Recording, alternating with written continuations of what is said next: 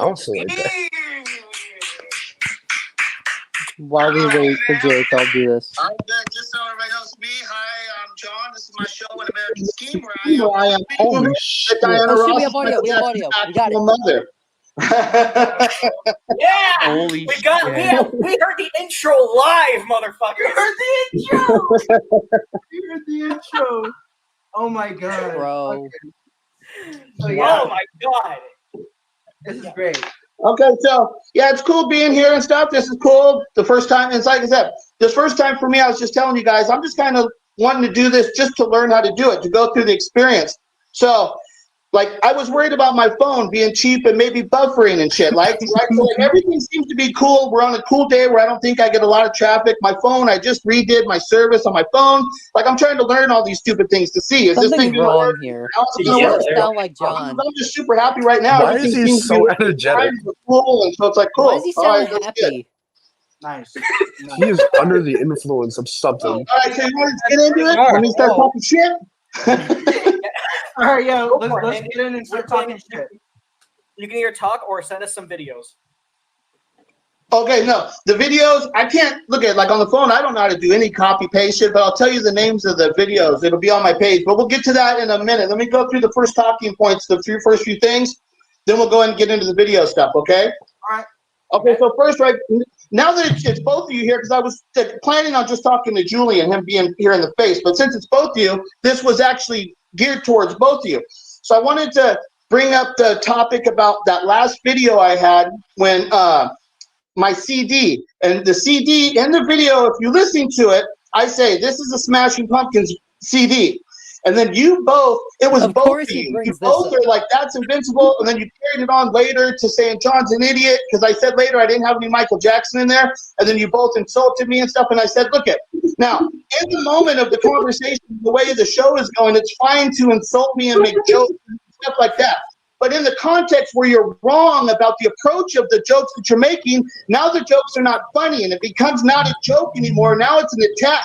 And you have to be more concerned and aware of the words that you put out into the fucking public. You got to be more responsible for those words, because in reality, at that form, I can't be in on the fucking joke because you guys are lying. It was a fucking Smashing Pumpkins thing. You did not fucking hear it properly. He's And then yelling you at carried it on guys. He's saying yelling that I at was them wrong again later when I publicly. said I didn't have Michael Jackson. You then carried it on saying like I was wrong. And so I just want to point that out to you, like, especially Julian, because Matt's already older. Like in the movie, it says in the Matrix that once somebody's 30 years old, if you haven't freed their mind, it's much more difficult to free that person's mind, right? So Matt would be that kind of person. He's past 30. So it's a point where I've almost given up on Matt. I don't think Matt's mind can be freed. He's entrapped, he's enslaved, and that's the way it's going to be. This But is speaking so to Julian, weird. when I speak about speaking like as a god and shit like that, that's because I listen.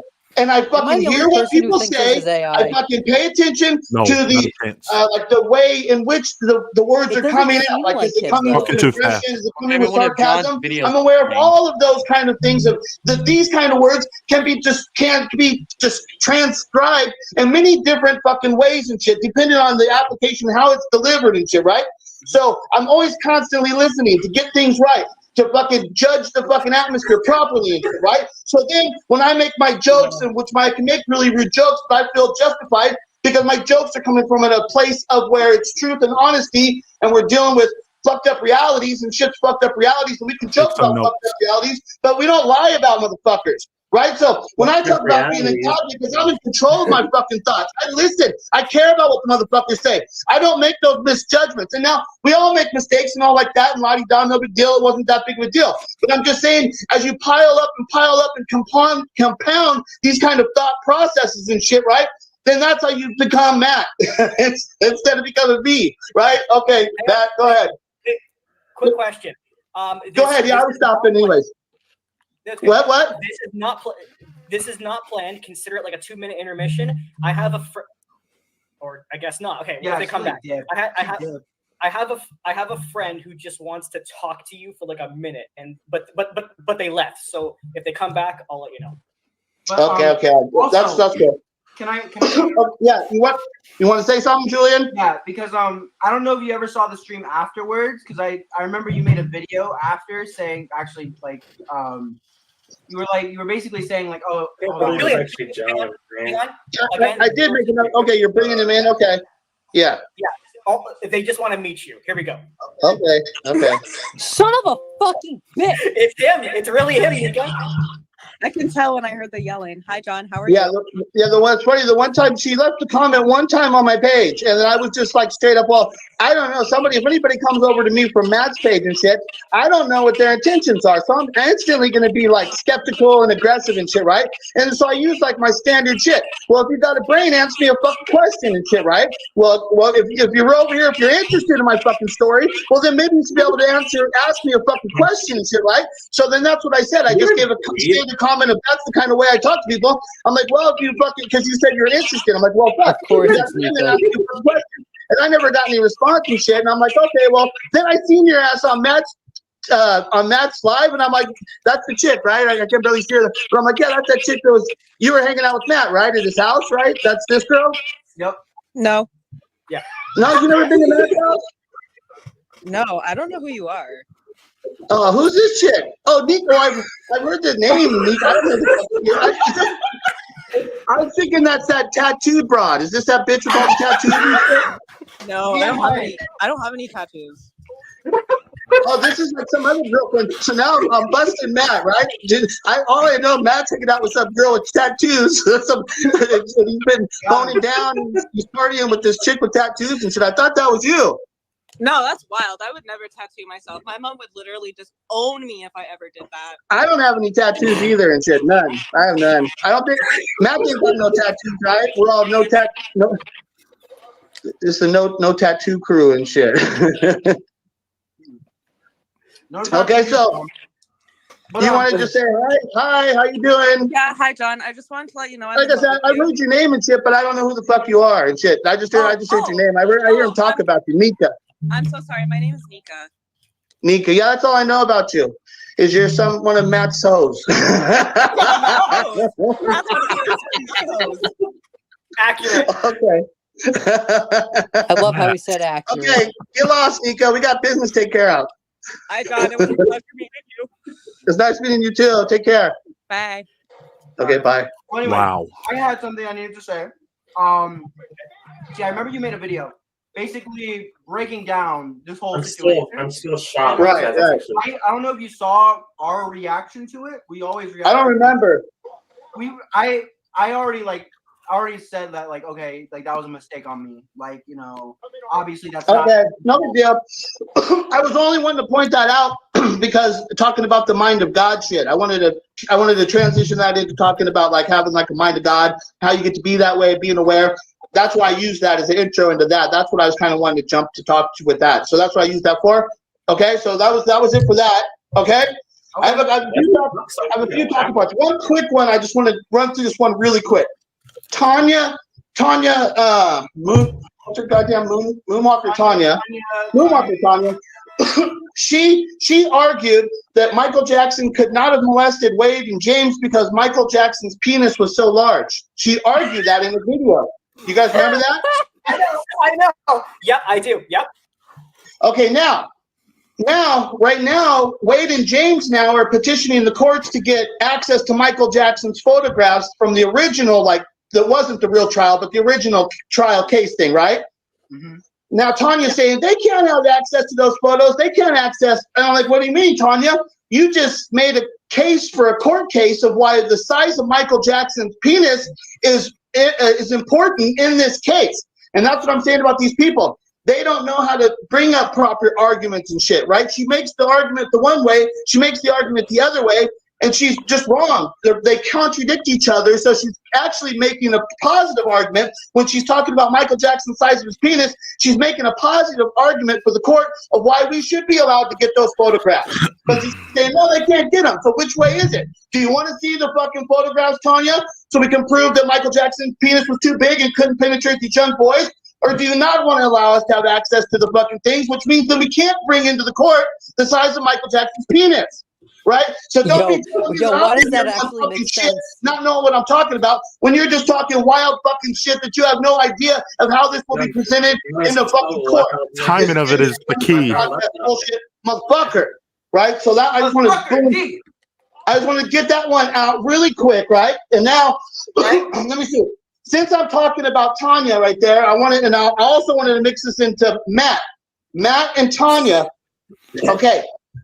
And when Michael Jackson, after the Bashir interview and he got arrested, they raided Neverland Ranch and shit, right? And so one of the books, it's a known book. I don't remember what it's called. It could be called like This Boy's Life.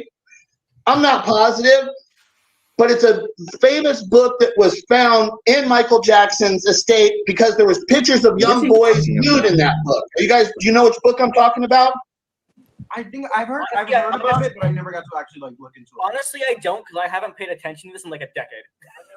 Okay, but so there's this one specific book that's actually famous in the Michael Jackson case because it's a famous book, and in the book it has young boys who are naked. And I think it could be called This Boy's Life, but I am not positive about that whatsoever.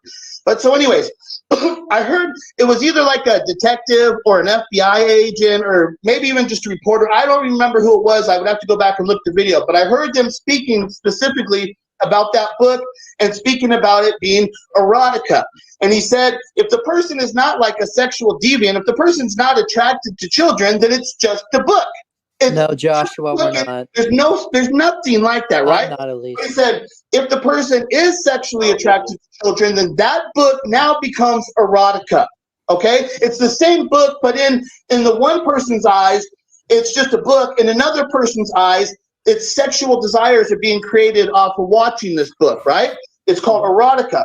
And so this is what I'm saying is that I've had a huge battle with people like MattsFTR and all of the Michael Jackson community, people like Tanya, people like this that are putting me down, acting like I'm not the one here talking reasonable, right? And what I've always said is that there's no doubt my story's true. 100% no doubt about it. There's no fucking doubt it's true. None. And I constantly say, not only is there no doubt it's fucking true, I can fucking prove it with hardcore fucking evidence. But it would take a minimum of like 2 hours to get somebody that's never seen any of my work. It would take a minimum to get like 2 hours to get them to get a real grasp, to get them to understand how much context and quality information evidence I actually have and shit, right? So are you telling me to hold on for a minute? Yeah, go ahead. Yeah, quick thing, Joey also wants to meet you. Is that okay? Joey, fucking Moonwalking Kingdom, fake ass Joey with the fake video together. Yeah. Okay, well, tell him he's gotta wait. He's gotta wait because I'm in the middle of the conversation. Okay. Yeah. All right, Okay, tell him he's gotta wait. I'm gonna finish this point. No, okay, now shut up. Shut up. Let me keep going. Okay, look at. He's in total control here. I just have to say. Look at. So I'm gonna mute and I'm gonna lower the volume. I'm gonna join on my phone. There's no fucking doubt about it. And if you're a Michael Jackson fan, imagine if you were a Michael Jackson fan, but you were deaf. Okay, but you could see him dancing. You could put your hand on his shit. You could feel the beat and see him dance and move. You could be a big Michael Jackson fan and be deaf and shit, right? So, but imagine then if then your ears started working and you got to hear Michael Jackson. The difference of what it is a big fucking difference, and that's what I'm telling you guys. I don't give a fuck who you are out there as a Michael Jackson fan. If you have not transitioned to understanding that Michael Jackson was abandoned as a fucking child, that he was given to the Jackson family, that his talent was so godly gifted, fucking phenomenal, that Michael's talent brought him back. He boomeranged back to Motown on his own. Fucking Smokey and Diana, they don't come and claim their fucking child when they become big stars. No. Michael's got this fucking talent, and it takes Michael back to Motown on his fucking own. It is a fucking phenomenal story because the abandonment of Michael Jackson also occurs with the whole development of Motown. The story is fucking phenomenal because then you transition because primarily the song Shop Around by Smokey Robinson, which I say that right after he knocked up fucking Diana and he had to deal with all that stuff, he wrote the song Shop Around, which is the first million-selling record for Motown. So that's the moment where they learned that writing about these instances of your life, if you write about, you express about these key moments and details of your life, that can lead to glory of having hit success in records, of which they would have conveyed to Michael, which I say that Michael then used all of that And then he created Thriller, of which he made 3 songs primarily, which is Billie Jean, Beat It, and Wanna Be Starting Something, which those 3 songs are all about my fucking story and shit, right? And I can show the whole development of how it occurred, how it developed, how Michael Jackson's life experience happened, and how it all transitioned, how Diana tells Michael when Michael gets back to Motown, then they move to LA and they're living in Diana Ross's house, and fucking Diana tells Michael the truth. And now they say, we're going to get to one part of the video we're going to show you in the video I'm talking about, and it's going to show you the clip of Diana Ross in 1970 with Michael Jackson alone in the audience. And in that clip, so 1970 with Michael Jackson, that's the part where I'm saying that she's filming the movie Lady Sings the Blues, and she's Billie Holiday, which is the origins for the name Billie for the Billie Jean, because Diana Ross is Billie Jean. And the actual moment in time in history where the song Billie Jean's origins all occurred is that moment in time where Michael Jackson he makes about a lot of sense. 10 years old, after they just signed to Motown. Michael thinks he's a fucking Jackson, right? Jake, do you understand? Experience as being a Jackson up until that moment would have developed just naturally as the Jacksons did after all of this shit. If Diana doesn't tell him the truth. Hold on one second. Right? So they move in there and Diana tells him the truth right at that time, which it stunts Michael's development. You know Diana told him the truth because that's her kid.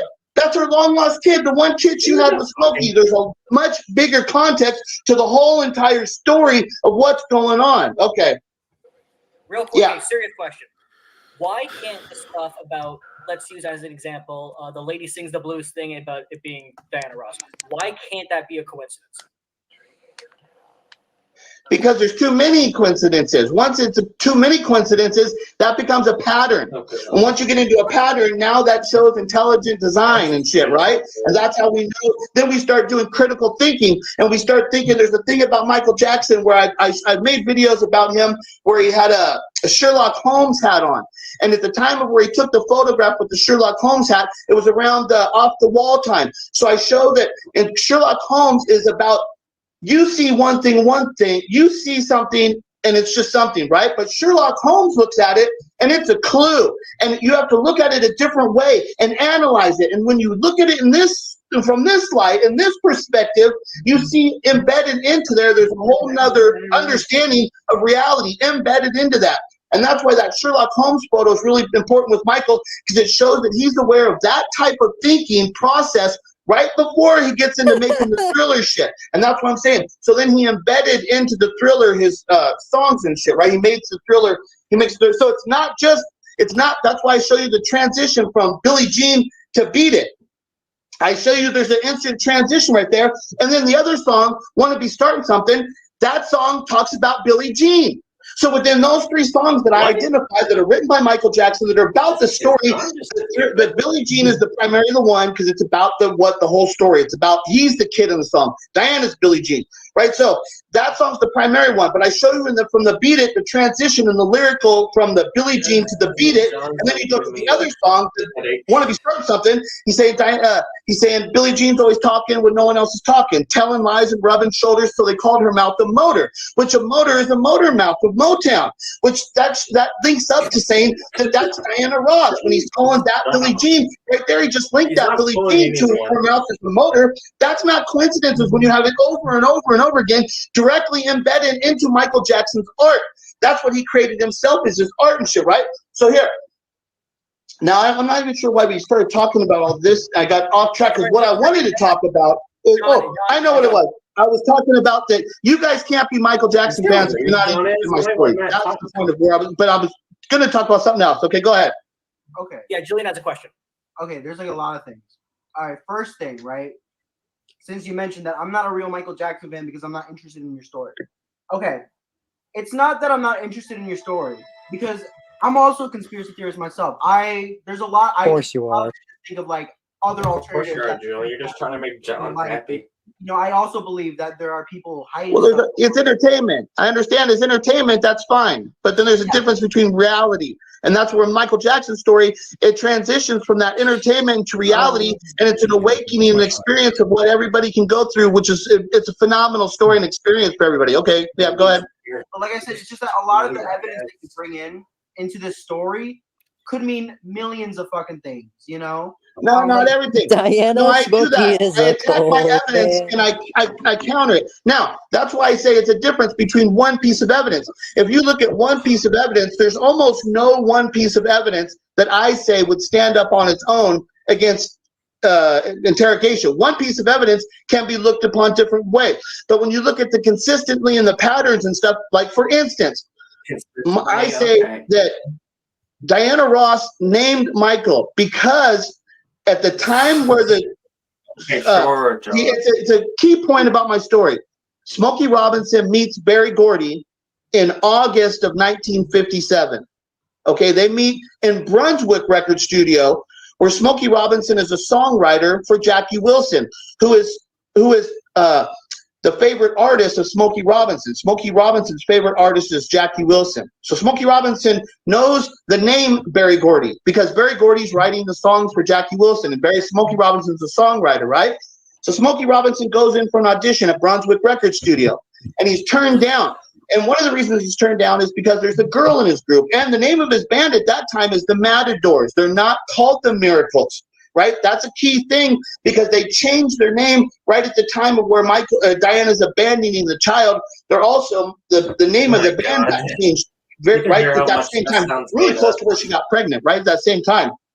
But so then Berry Gordy and Smokey Robinson start working together instantly. Smokey Robinson gets turned down from Brunswick, but Berry Gordy saw the audition. Berry Gordy went after Smokey, and that's the beginning of Motown. The whole creation of Motown starts with Berry and Smokey.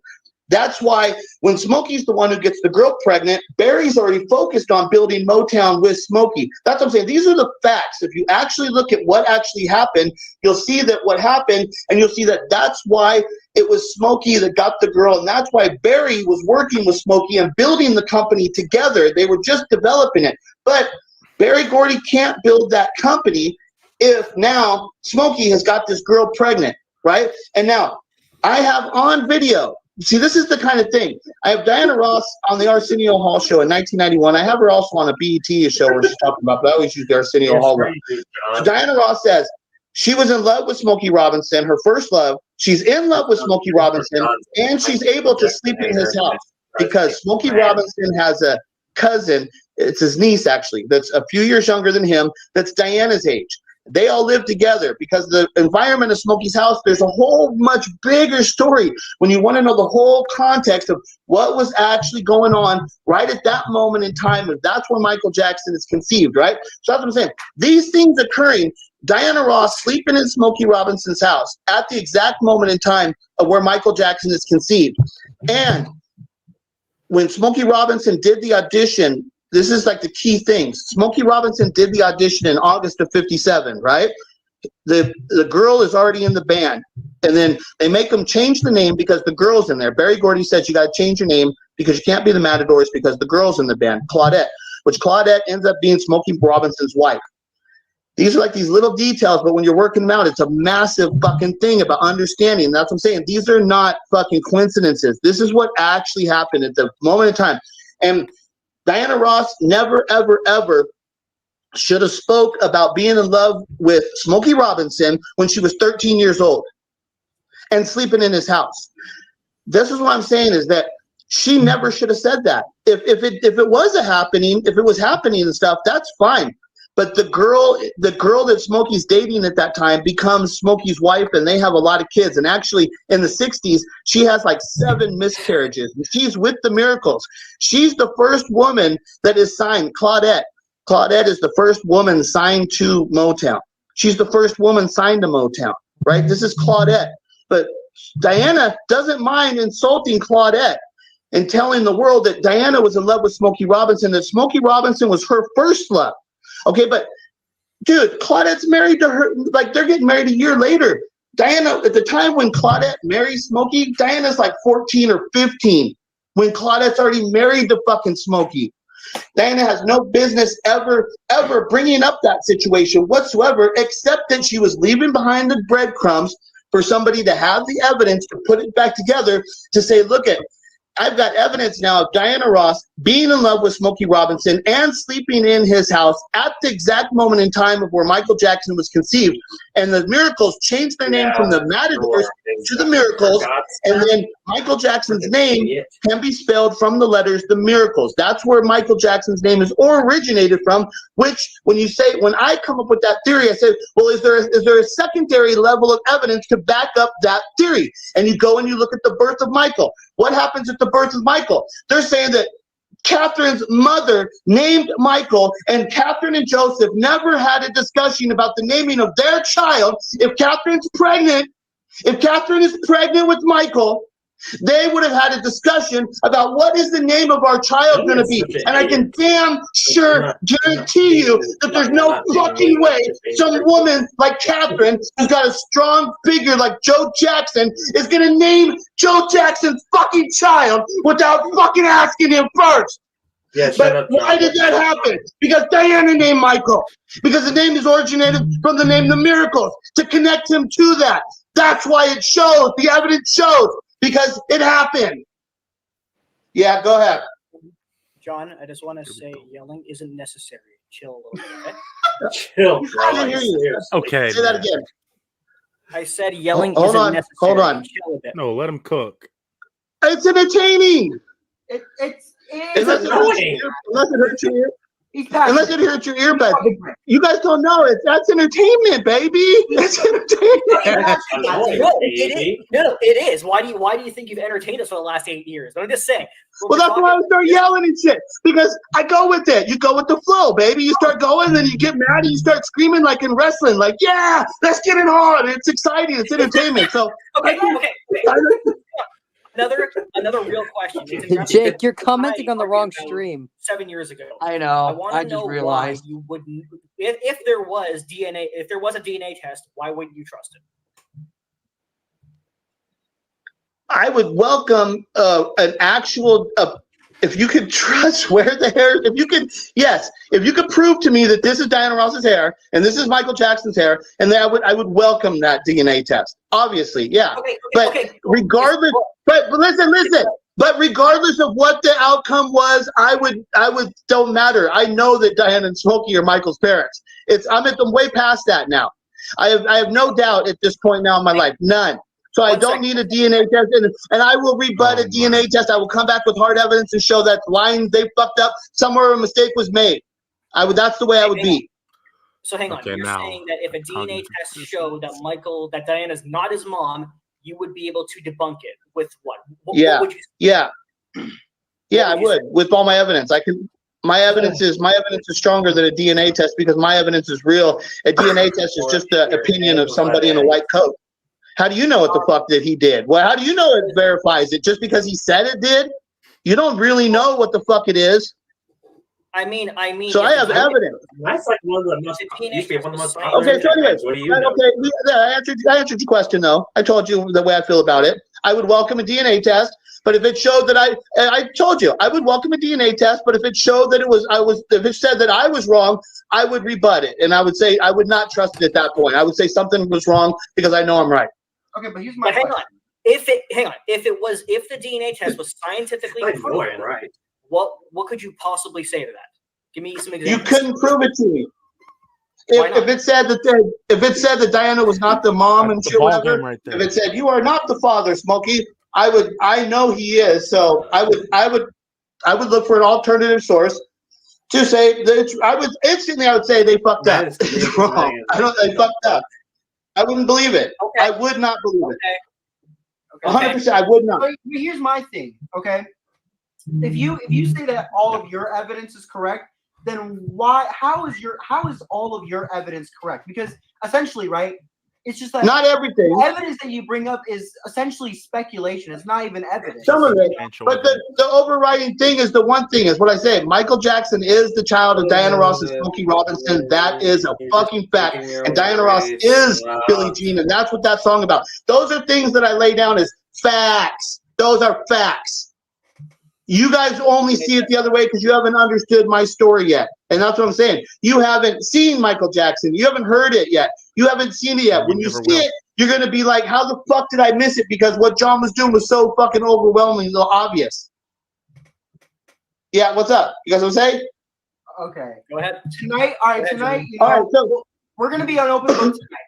We're going to be an open book tonight. We're going to. okay, let's move on then. Let me get back to the point of what I was trying to get. So the point of what I was trying to get there is that if you're not interested in my story, when I can show you instant, I can rattle off crazy facts, real shit from the moment of the birth and the conception, how it all happened. I can tell you in detail how this. I can show you the timeline, how my shit Are you matches Stanley up. Their Pookie? story does not hold up.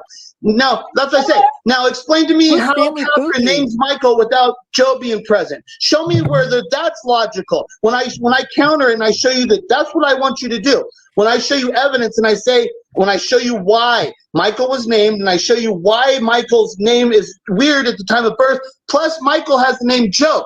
None of Michael's other children have the name Joe. So and that's what I say. If it was of any significance to have named Joe's name on a boy or any child of a Jackson, it would have already have occurred. And Joseph and Catherine would have had that conversation about placing Joseph's name on the children.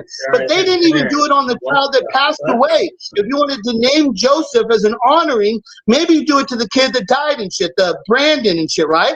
You could have said Brandon Joseph. They didn't even do it to him. Who does get the Joe? Michael, because they're worried about fucking his name, and it shows that there's a cover-up has occurred, and it also shows the cover-up again. This is what I'm saying. It's not coincidences. These are patterns, and they're patterns that do not fit what we would normally think.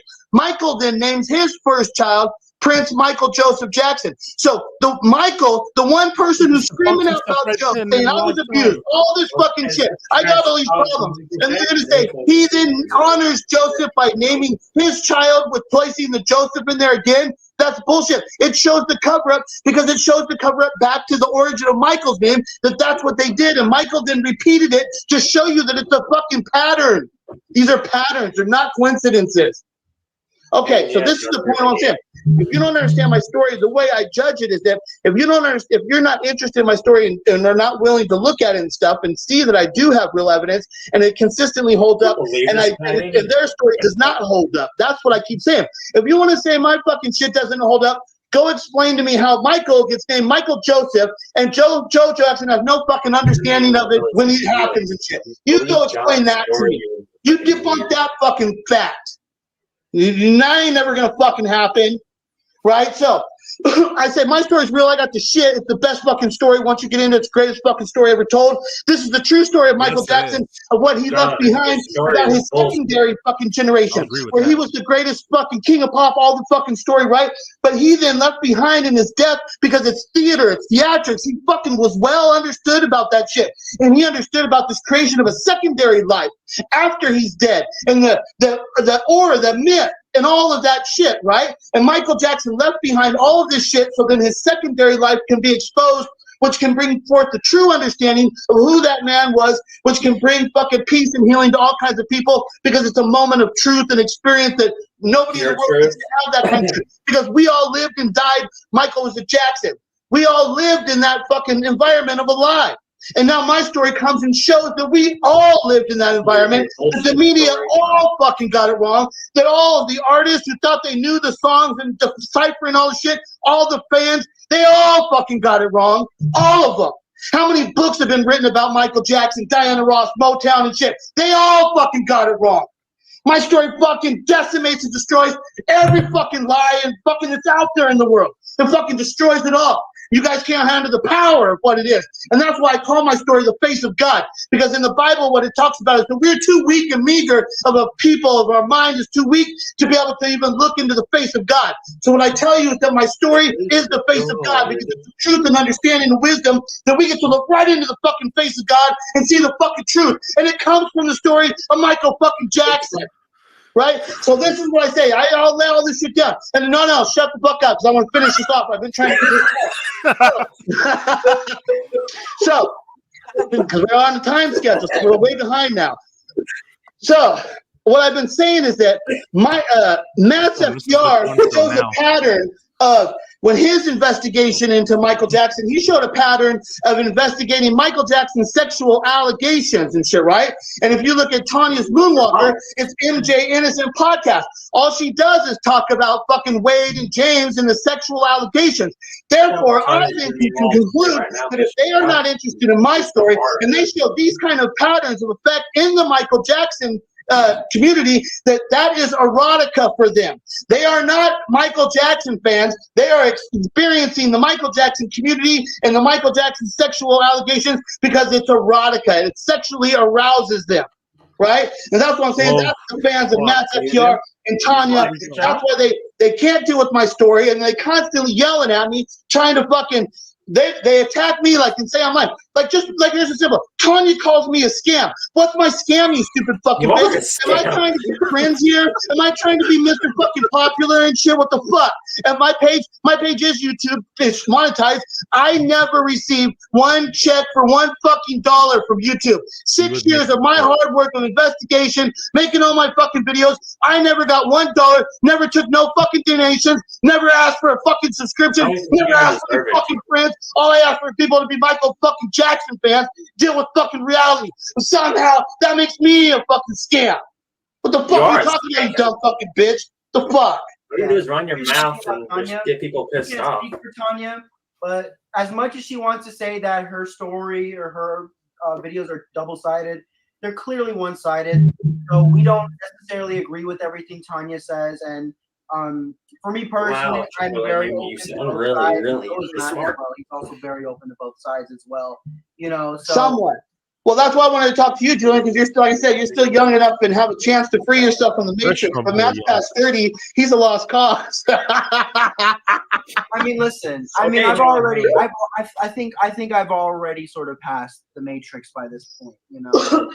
I think by this point, you gotta be thinking like a god. Become more of a god and shit. Get your god fucking mind on check and shit, right? Okay, now. Like at the end of the day, we were built from God. At the end of the day, and we can, and just like God, we can create. And so, essentially, at the end of the day, we are all gods. At the end of the day, and I think that's what I'm saying. That's what I'm saying. When I say I'm God, that doesn't mean I'm the only fucking God. I say we're all God. We're all children of God. You are a child of God. Understand who the fuck you really are and shit, right? Be godlike and shit, right? Use your fucking knowledge. Exactly. Okay, let's move on to the next topic real quick. Michigan Moonwalker. I was telling Michigan Moonwalker because Michigan Moonwalker at the end of his last video, he accused Michael Jackson of being a pedophile and shit, right? And so it's like, okay, you're gonna dance around like it's like, dude, he went out just like River Gibbs. I was like, what the fuck? That was just like River Gibbs and shit. Now you're saying you're dancing around like Michael, all tribute, all of Michael, buying all his clothes and shit. Next thing you know, you're calling him a pedophile and quitting the fucking community and shit, right? But now, so Michigan Moonwalker was more willing to look at Michael Jackson sexually. He was more willing to easily think about Michael Jackson having sex with children. He could think about that. And in his head justify that is the truth, but he's not willing to justify that that Diana had sex with Smokey, and since it happened right at the development stages of Motown, that they gave the child away. But since the kid was the child of Diana Smokey, he had all this fucking talent. And Joseph had the connection to Berry Gordy with Motown, so Joseph had aspirations of being a music star too. So then that's how that all developed. I don't want to go on all, but that's all that fucking shit. But so you're gonna say that Michigan Moonwalker can think about Michael Jackson having sex with kids, and he can't think about Diana having sex with Smokey and being 14 and having to give the kid away, and that kid happens to be Michael Jackson. That's why Michael Jackson's got all the fucking talent. The Jacksons do not have the fucking same talent, obviously. But obviously, weird things can happen. We all know that. That's why you can put Shaquille O'Neal in the fucking Jackson household. If Shaquille O'Neal was raised in the Jackson household, everybody would be like, well, that's Shaq. His brothers and sisters are just small, and he just so happened to be a fucking giant, massive monster, and we would all believe it. Because think about it. Doesn't Shaq kind of look like the Jacksons? He looks like Tito. If you told me Shaq was a Jackson and he lived in the house, why would I not believe it? Why would he not look just like the rest of them? Like, that's what we'd all always say. Oh, well, Michael looks like Janet. Well, you saw it that way your whole fucking life. And they knew that they had to make it that way. Michael was the fucking golden goose laying the golden eggs. So everything is about imitate Michael. That's what I call Janet. Janet's just a Michael Jackson impersonator. She's just another fucking Michael Jackson impersonator who got lucky to have that fucking name Jackson attached to her and got lucky as fuck because she had that name attached to her. As Michael Jackson is the biggest star in the world, and she gets really talented fucking songwriters to write all her fucking songs. Didn't matter who those guys were writing songs with. They were going to be a giant fucking star. And it happened to be Janet because her name was tied to Michael and it could sell records. And that's what the fuck they did. Not because Janet got any fucking talent. She worked it and she did her shit, but she ain't no Michael. She ain't no fucking Michael, not even close and shit. Okay, so what I was saying about Michigan Moonwalker, then I told Michigan Moonwalker on the one thing, I said Michael's a virgin. And Michigan Moonwalker said, oh, Michael's a virgin. Well, pedophiles are virgins and shit. That's the way it happened. It's like, okay, so you dumb motherfucker as a Michael Jackson fan, you think that the virgin is the guy like the Zach. I don't mean to be mean to you, Zach and shit, right? But you're obviously ain't getting no fucking pussy and shit, right? Like, come on. We all know if Zach had to go, if there was a chick right there saying, there's no way this is reality, man. Zach, we know Zach's scared to fucking death. He might not be able to do it. And shit, right?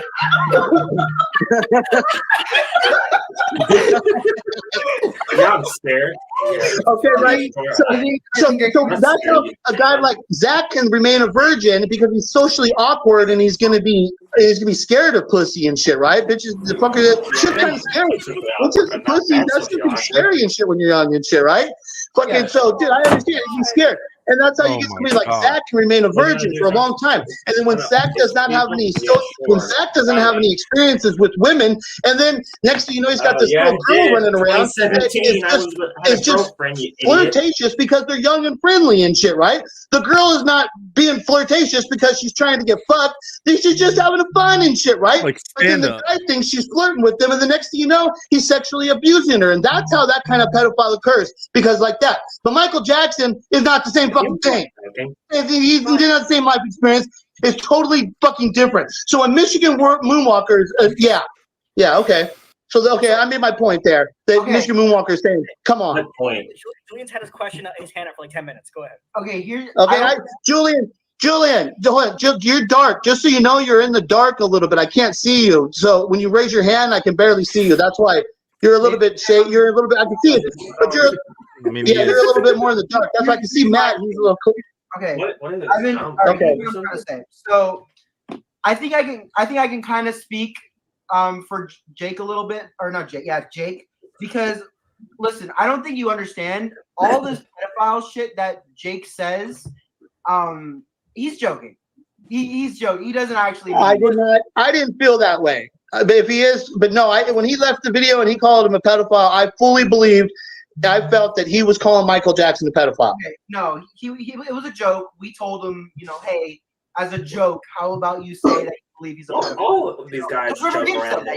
That's just what happened, yeah. So it's just like, that's what I'm saying. He went out like River Gibbs. So if that was a joke, okay, it's funny. But I didn't take it that way. I was just like, fine. That's what I'm saying. I'm not always right. And I will listen. If you tell me, even though at the time I felt he was not joking, but if you tell me he was joking, I'll listen to you and I'll be like, okay. So if he comes back again next time and he says, no, I was joking, I would believe it. And we'll move, Okay. I'm not like, where I've got to be.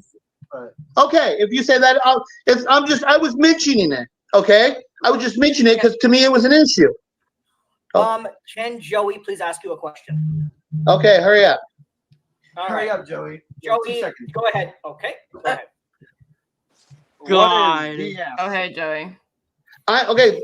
Wow, Joey gets because I'm going to talk about that. I'm going to bring that up on my own. Shut the fuck up. Let me be in this. Come on. I'll explain it to you while you're here. Okay, Ryan, shut up. Look at. I'm trying to tell you yes. So shut up. Joey's always crying like a kid. Those stupid whiny voices he does, he annoys the fuck out of me. So that's what I'm saying. I don't want no stupid kids around here. Love it. Okay, go ahead and just knock him out. I was going to tell about that anyway. So go ahead and knock Joey out. Bye, Joey. Go ahead. Okay, so DS. Hi, Joey. Okay, I was going to talk. I have it written on my page. I was going to talk about DS, right? Okay, now I have a page here with my notes because I had to write down the names of the videos I want you to bring down. So look at DS. God. What's the name of the person that song is about? Diana and Smokey. Tom Sneddon. No. The real one. It is really about. Who's it? Diana and Smokey. No, it's not. It's not about Diana and Smokey. I'm going to explain this to you. Who's the song about? Matt, answer the question. I am answering you. Okay, his name's Tom Sneddon. But in this song, he changed it to Dom Sheldon. The lyric sheet.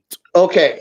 Bro, yeah. Okay, bro, Matt doesn't even know. That name, okay, I was thinking that he called him Dom Schneeden.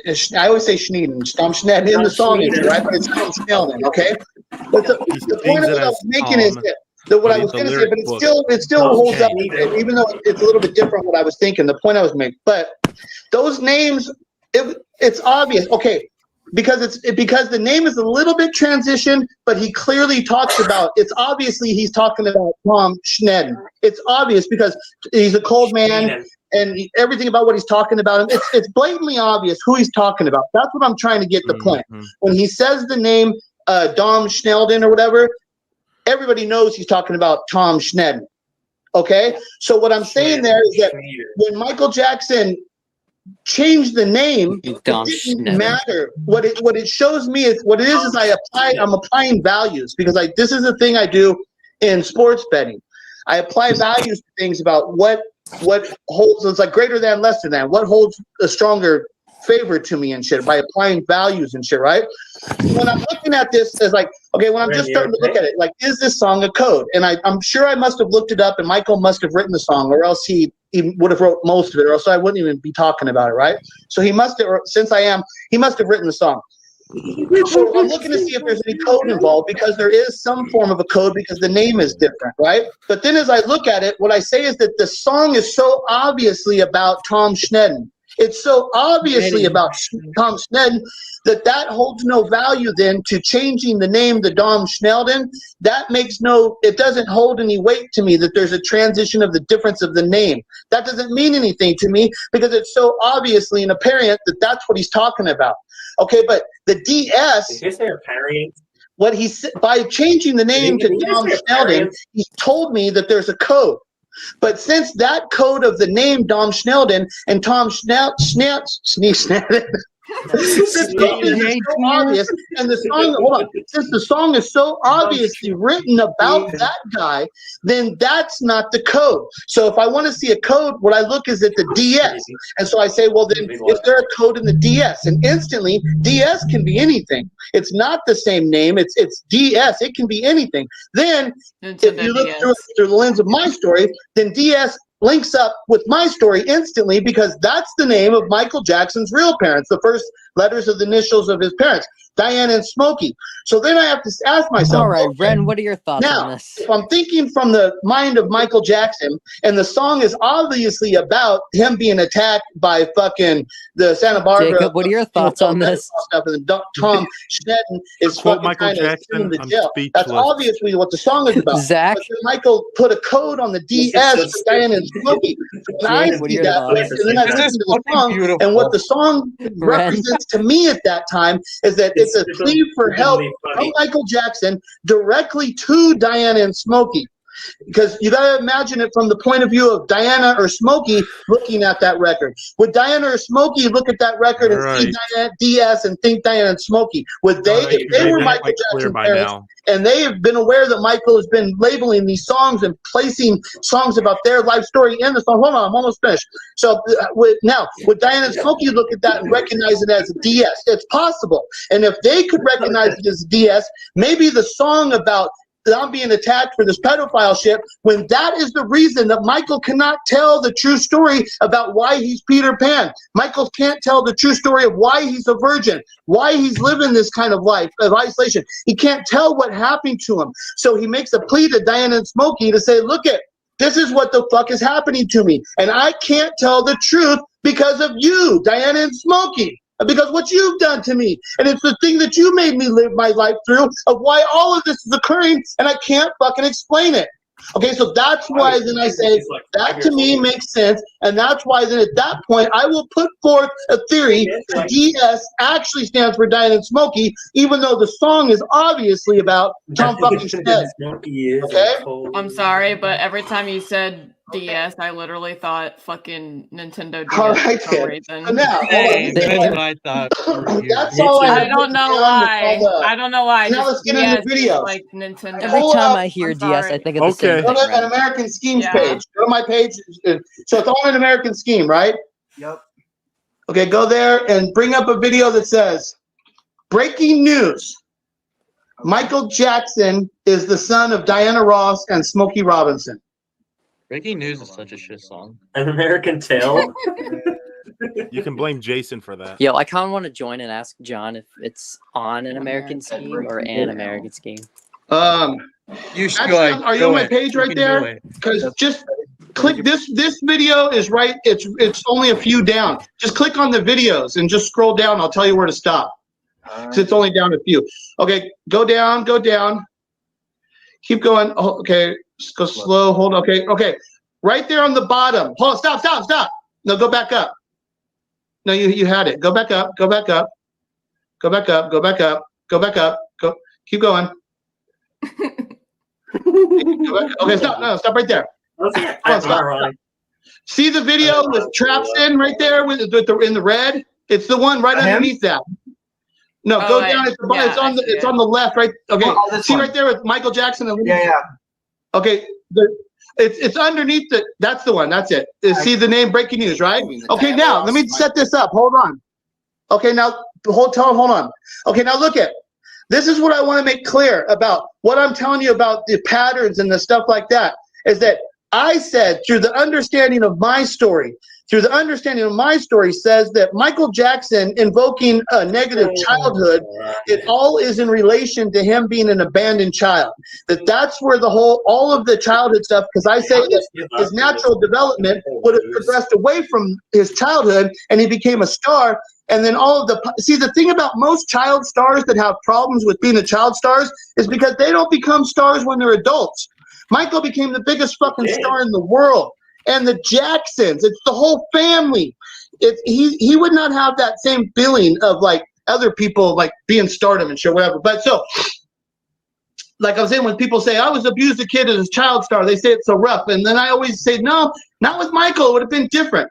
But so what I'm saying is that it's different. And Michael tells you right here in this interview, Michael says, the fans, he specifically points out the fans the fans have watched me from afar.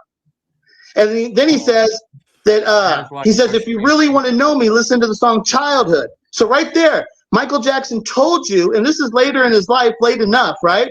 That he told you that the fans don't know who he is. The fans don't understand him. And he tells you they don't understand him. If you want to know who he is, you listen to the song Childhood. And in the song Childhood, no one understands me. Okay? No one understands me. Therefore, the conclusion of that, like when you're placing values, you can say Michael Jackson told you right there that your idea and thoughts of what you think as a fan of Michael Jackson's life and what he's talking about his childhood is telling you you're wrong.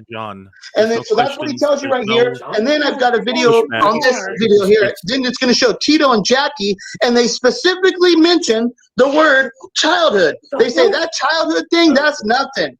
They say that childhood's nothing, right? The Jackie, that comes up. He said that childhood thing's nothing and shit, right? So go ahead and play this from the beginning, and I'm going to smoke a bowl and shit, right? This video is like 15 minutes. This is the long one, but it's Michael Jackson stuff, so it's entertaining. So yeah, go ahead and just play this whole video. This American Scheme where I am proving that Diana Ross is Michael Jackson's actual mother. So I've been saying for a long time now that Michael Jackson's childhood, when he's saying, I had no childhood, right? And it's like the fans are just totally robotic. The fans have no brains. They can't think for themselves. And then we're expected to think for Michael Jackson and explain him. They can't even think for themselves and shit, right? Jesus. I'm so disabled that I can't think. They're just so disgusting and shit, right? They're fraud human beings. Stupid as fucking shit. God, All right, I got a call damn. coming in. I'll be right Fucking back. hate those motherfuckers and shit. What a bunch of fucking losers and shit. So here's Michael Jackson telling you, childhood. Childhood's the song, is right. Is this So actually Abby? The whole time is Abby, is it you?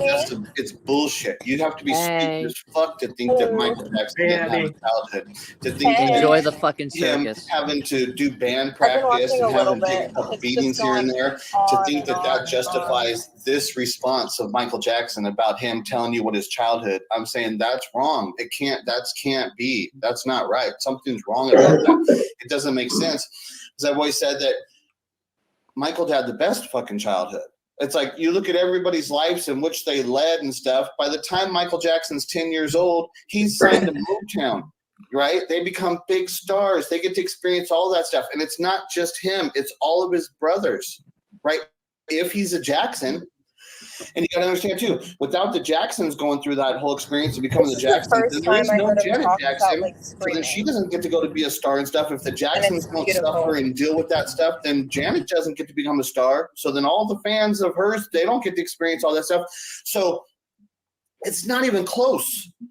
The massive, overwhelming life experience of what the Jacksons got to live and how they flourished.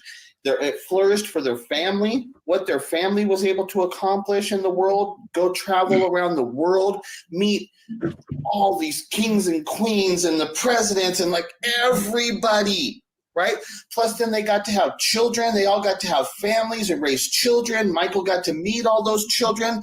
It's like, it's not even close. I've been saying this for a long time now that it's ridiculous for people to look upon Michael's life and say, "Oh, he had no childhood. Oh, and that's why he wants to live this life like a child and never lived because he didn't get to experience it as a kid." It's like, how could he have the best fucking childhood? Anybody had the best childhood I've ever seen. He had the best childhood, and people are whining. Like, this is what I say, like how about the Michael Jackson fans.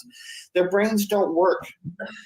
You know, they hear a statement and then that's it. They just keep harping on that statement. It's like, God, fucking robots, disgusting motherfuckers and shit, right? So here's Michael telling you about childhood.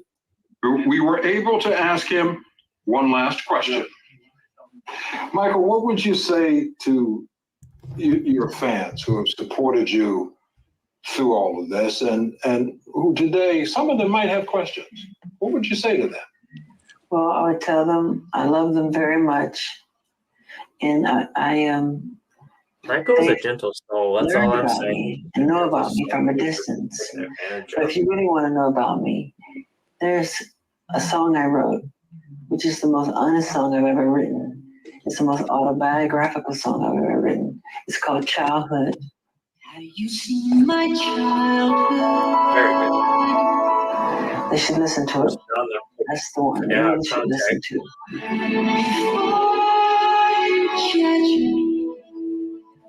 What a stupid story. And thank you for your support, the fans around the world. I love you with all my heart.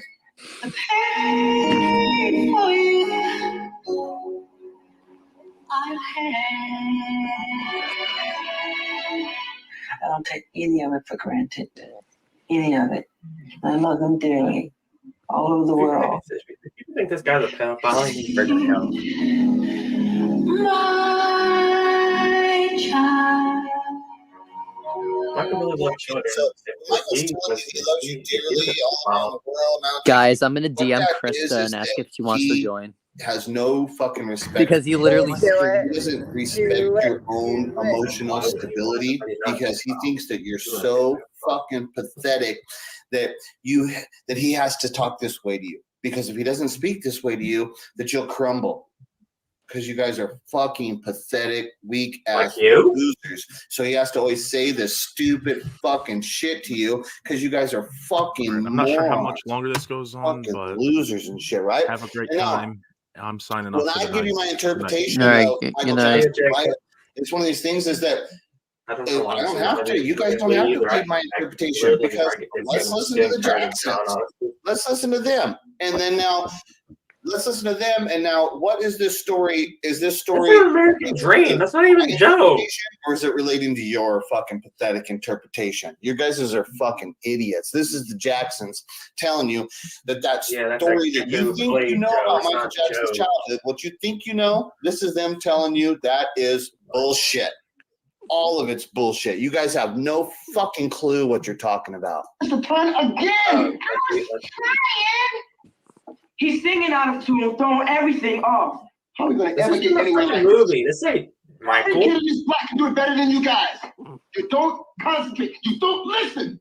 It's just an actor's thing, Michael. Switch. What is John trying to do?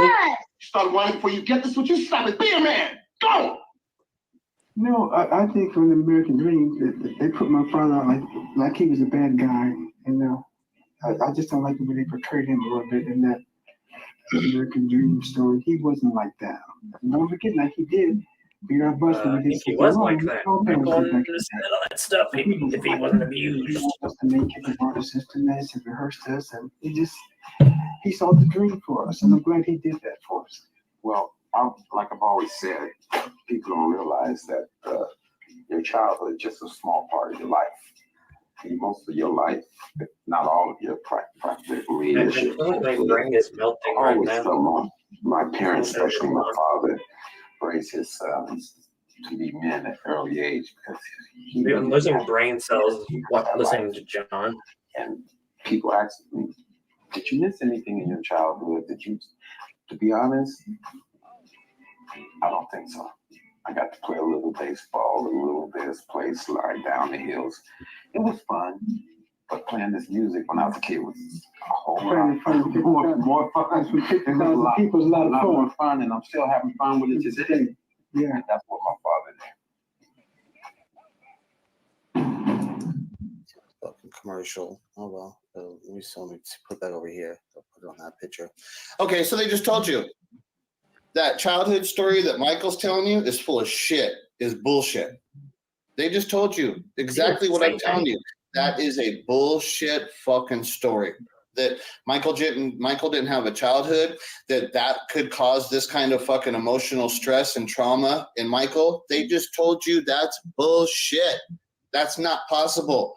They told you that child, like I say, Michael was signed to military at 10 years old. So that childhood, the stuff that happened before that, it's not like he would even remember that stuff.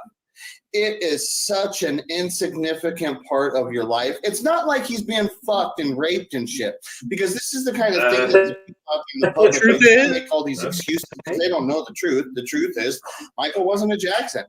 That was the whole truth that caused all the problems. That his real parents are Diana Ross. That caused all the real problems. That was the trauma that Michael had to live with. That was the experience of what he knew that caused all of the damage. That was it, right? The beatings, the child stuff, Michael wouldn't even remember that stuff because of the joy that he would have got from becoming a star and all of the things that it spawned, like allowing their family to flourish, allowing them all to have children and stuff, right? Allowing Janet to have a big career. And Michael was supposed to be caring about people and children. All of that stuff, it would be so overwhelming. I love how he's quiet when he's watching his own videos. That Michael's supposed to be a part of. And if he was a part of that, you would see him reacting just the way that Tito and Jackie right there were telling you that childhood stuff, that is nothing. Okay, that's good on this video. Go ahead and cut it off. Experience and yeah, okay. Do, that is nothing. There we go. Okay. Okay, so right there, Michael was sitting there telling you about, and he specifically highlighted the fans. The fans see me from a distance, he said. They don't really know who I am. That's what he's telling you. The fans don't really know who the fuck I am. And then he tells you, if you really want to know me, the most autobiographical song is Childhood, which I'm able to override that. The most autobiographical song is Billie Jean, okay? Michael could not tell you that because that song is the one that's actually about Diana telling him that she's his mother. So that's why he couldn't say that. So he tells you Childhood. But so in the Childhood, he says, I've been looking around in the lost and found of my heart. No one understands me. That's what he says in He's lost and found. I've been looking around. See, he's looking back on his childhood now. And he's saying, I've been looking around and lost and found because he was abandoned as a child. And if Joseph doesn't build the band, who's to say if he ever would have came back to Diana and Smokey that they would have came back to him? Who's to say that, like, if Michael's given to a different family, this is why he has to respect some form of Joseph too. This is why when he talks so much shit, you got to understand how big of an issue it is. And it's got to be such a big of an issue for him to do that and disrespect Joseph and the family. Would he really do that? That's what I'm saying. These are not coincidences. These are abnormalities or whatever. How the fuck you can say that word? Right. Abnormalities. Right. It's not right. There's something weird going on here. It's weird in a weird way. And when you hear Michael, he tells you right there. He told you that the fans don't understand him. So right there, he's telling you that the fans don't understand me. They don't get it. And they're the ones thinking that they understand exactly who he is. And he just told you they do not. And listen to the childhood. And he says, looking around lost and found, which fits my story again. It always links up. Okay, go ahead. Okay. Yeah, Sorry, go ahead, Matt. Actually, now, I just wanted to ask because it is past 12. I want to make the next hour a Q&A for you. Are you up for that? No. I got a couple more videos because we've dragged it on. Matthew, come on. The other videos are short, but they're really important. They're real important. So watch. Go here. There's shorter videos, but we need to get to this. Hey, you guys used up a lot of my time, and we're only an hour in anyways and shit, right? We're totally good. We're doing totally good. Let's just get to these next couple videos, and then we'll go into the Q&A. Okay, so go to the American Scheme again. Punch in What the fuck? Okay, so search an American Scheme. Search Smokey Robinson. Oh no, hold on. No, sorry. Start this over. Go to My Michael Jackson Story. Oh my god! In the UK Daily Mirror.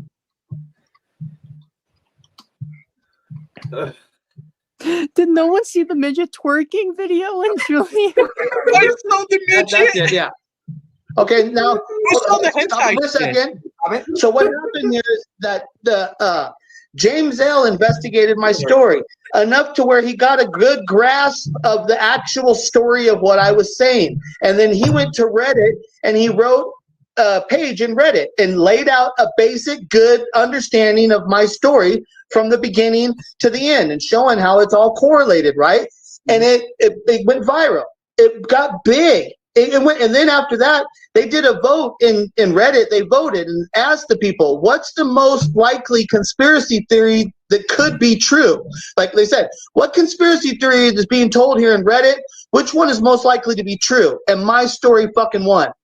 They voted on my story, said my story is the one that's most likely is the truth because they know it has evidence and it follows the right timelines and it follows the right patterns of Michael Jackson. And you see, and it identifies because now also like with my story, I've identified the Michael Jackson and the Diana Ross Hassan Paku eyes. These are birth trait characteristics. How many times are you going to say that's coincidences before it's like, do you want to see a birth trait characteristic? There's Diana and Michael with the Sampaku eyes.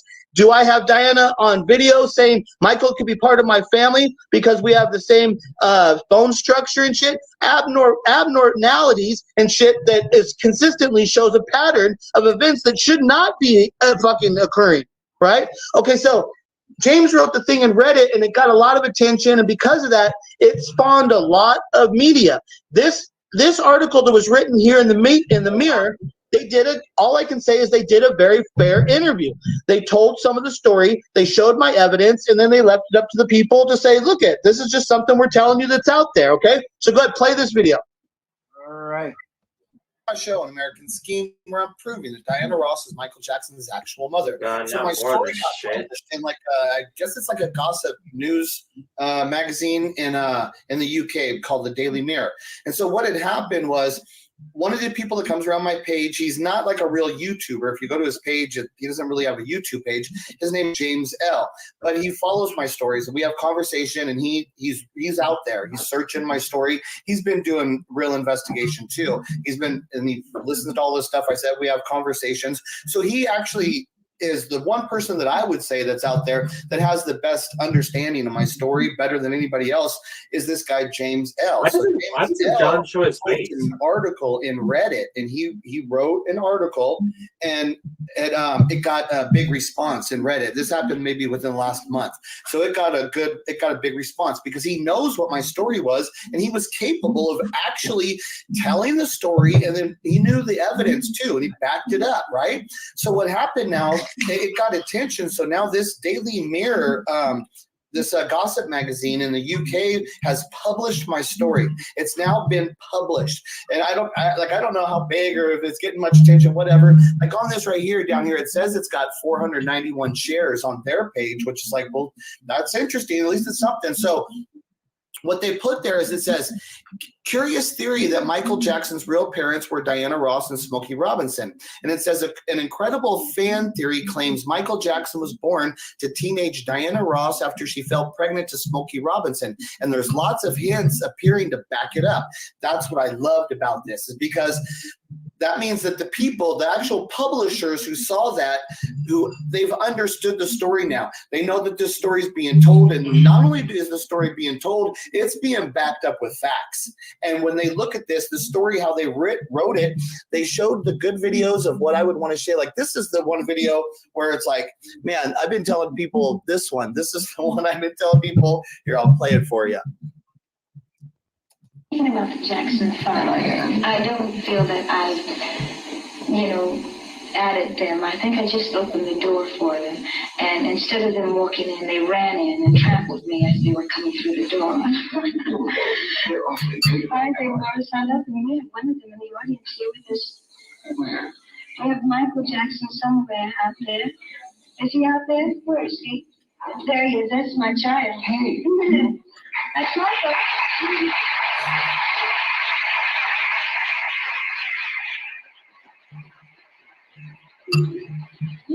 Doesn't prove anything. It's just her saying that.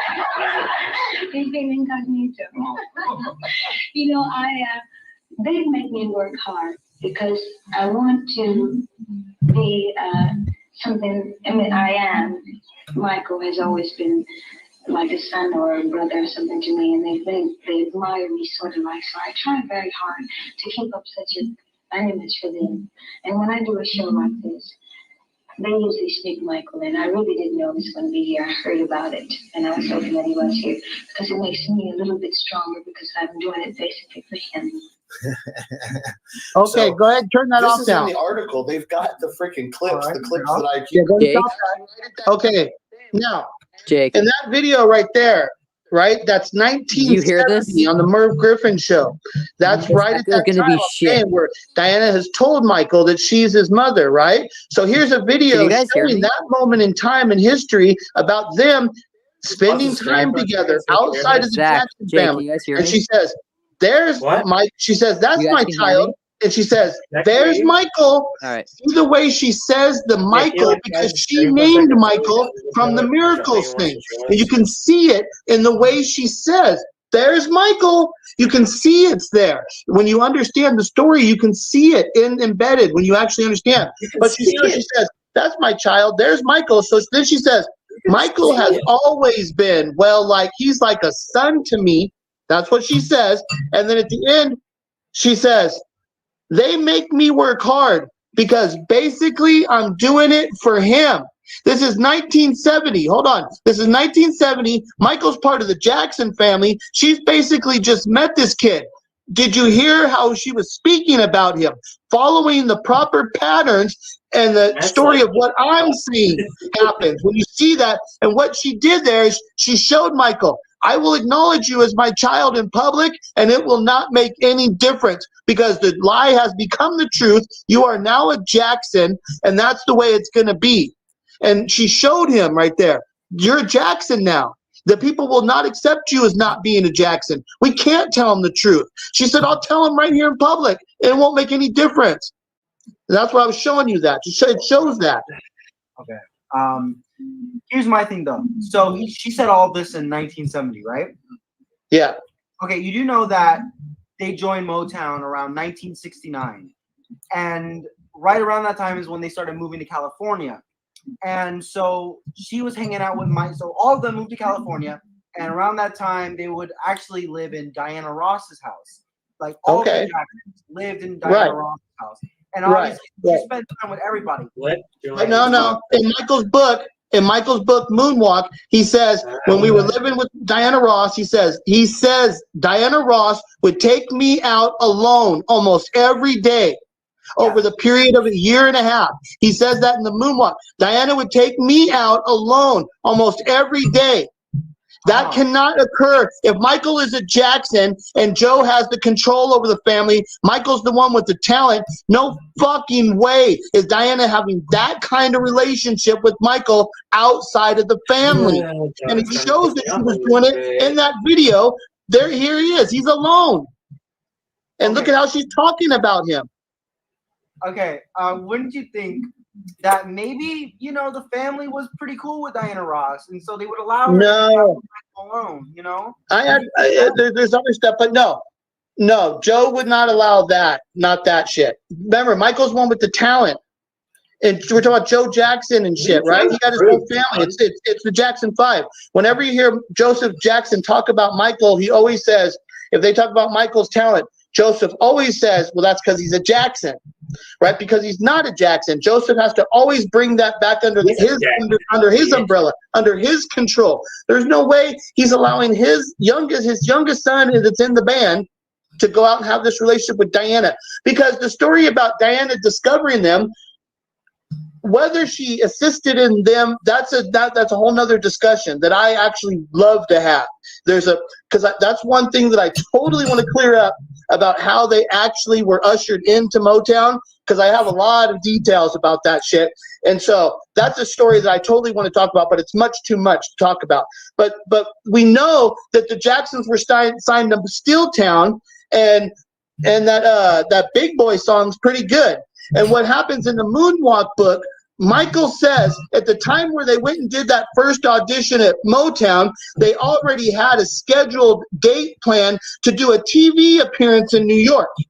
Now think about the reality. If you're Joe Jackson, and I always try to highlight to the people to understand, Joe Jackson grew up around the Chicago blues music scene. Joe Jackson knows people in that scene. That's right above Gary. Right? That's where they started. Because what happens is Joe first initially sent a video to Motown and was rejected because Berry Gordy doesn't want to sign all these kids. Joe's just trying to get them signed. Barry's like, no. So Joe's like, we're going to start the band, right? Joe makes the band on his own and gets signed to Steeltown. As soon as they signed to Steeltown, now Berry Gordy knows this is real. And within 6 months of them signing to Steeltown, they're kind of signed to Motown. They've abandoned their Steeltown contract because they don't go to Motown. When they go to Motown, they're still under contract to Steeltown. Okay? So they have to wait like 6 months before they can officially sign the contract to Motown. That's when they signed to Motown in '69. But they do that first audition in '68. Okay, so think how early that is. Michael's 10 years old. I mean, he's 9 years old probably. Yeah, he's 9 years old when he does that first audition. He's 9 years old when he does that first audition. But they had in the book Moonwalk, Michael says they had a scheduled date to do a TV show in New York City, and they're under contract to Steeltown. But they abandoned that appointment to do an audition at Motown, which was not even for Berry Gordy, because that audition, the original one, it's really detailed. You have to listen to what they're talking about, because whenever you hear Smokey Robinson and Diana Ross and they talk about Michael Jackson's first audition, that's the pool house party audition. That's not the videotape audition of what we see as Michael Jackson's first audition at Motown, where he's dancing around like James Brown and shit. That was videotaped because Berry Gordy was not present. So in reality, Joe Jackson turned down a television appearance in New York City so he could go do an audition at Motown that would be recorded for Berry Gordy and to be determined later. That's one of those things. Would he do that? Why would Joe Jackson be so focused on going to Motown when Joe Jackson's already signed to Steeltown? His big connections would be to the companies like Chess Records, which Chess Records would be the big one in Chicago, but there's other ones. It's Chess Records.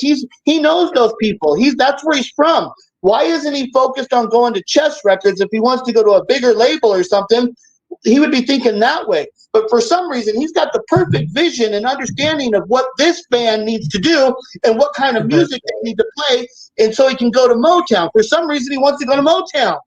Why? Well, I mean, think about it.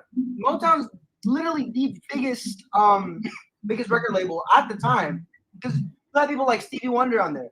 Fucking. No, that's not true. Chess Records and the blues scene was much bigger. In the early days of Motown, you still have the Chicago blues. Think about music history. Blues. Listen, blues, the blues. That's Chicago blues. That's what Joe Jackson was, a guitar player. Joe Jackson played the blues. He was a guitar player, played the blues. But the Jackson 5 didn't make the blues. They made soul music. That's because Michael came from Motown. And Joe Jackson, listen, this is the thing. When Michael Jackson is born, Joe Jackson's working at the steel mill.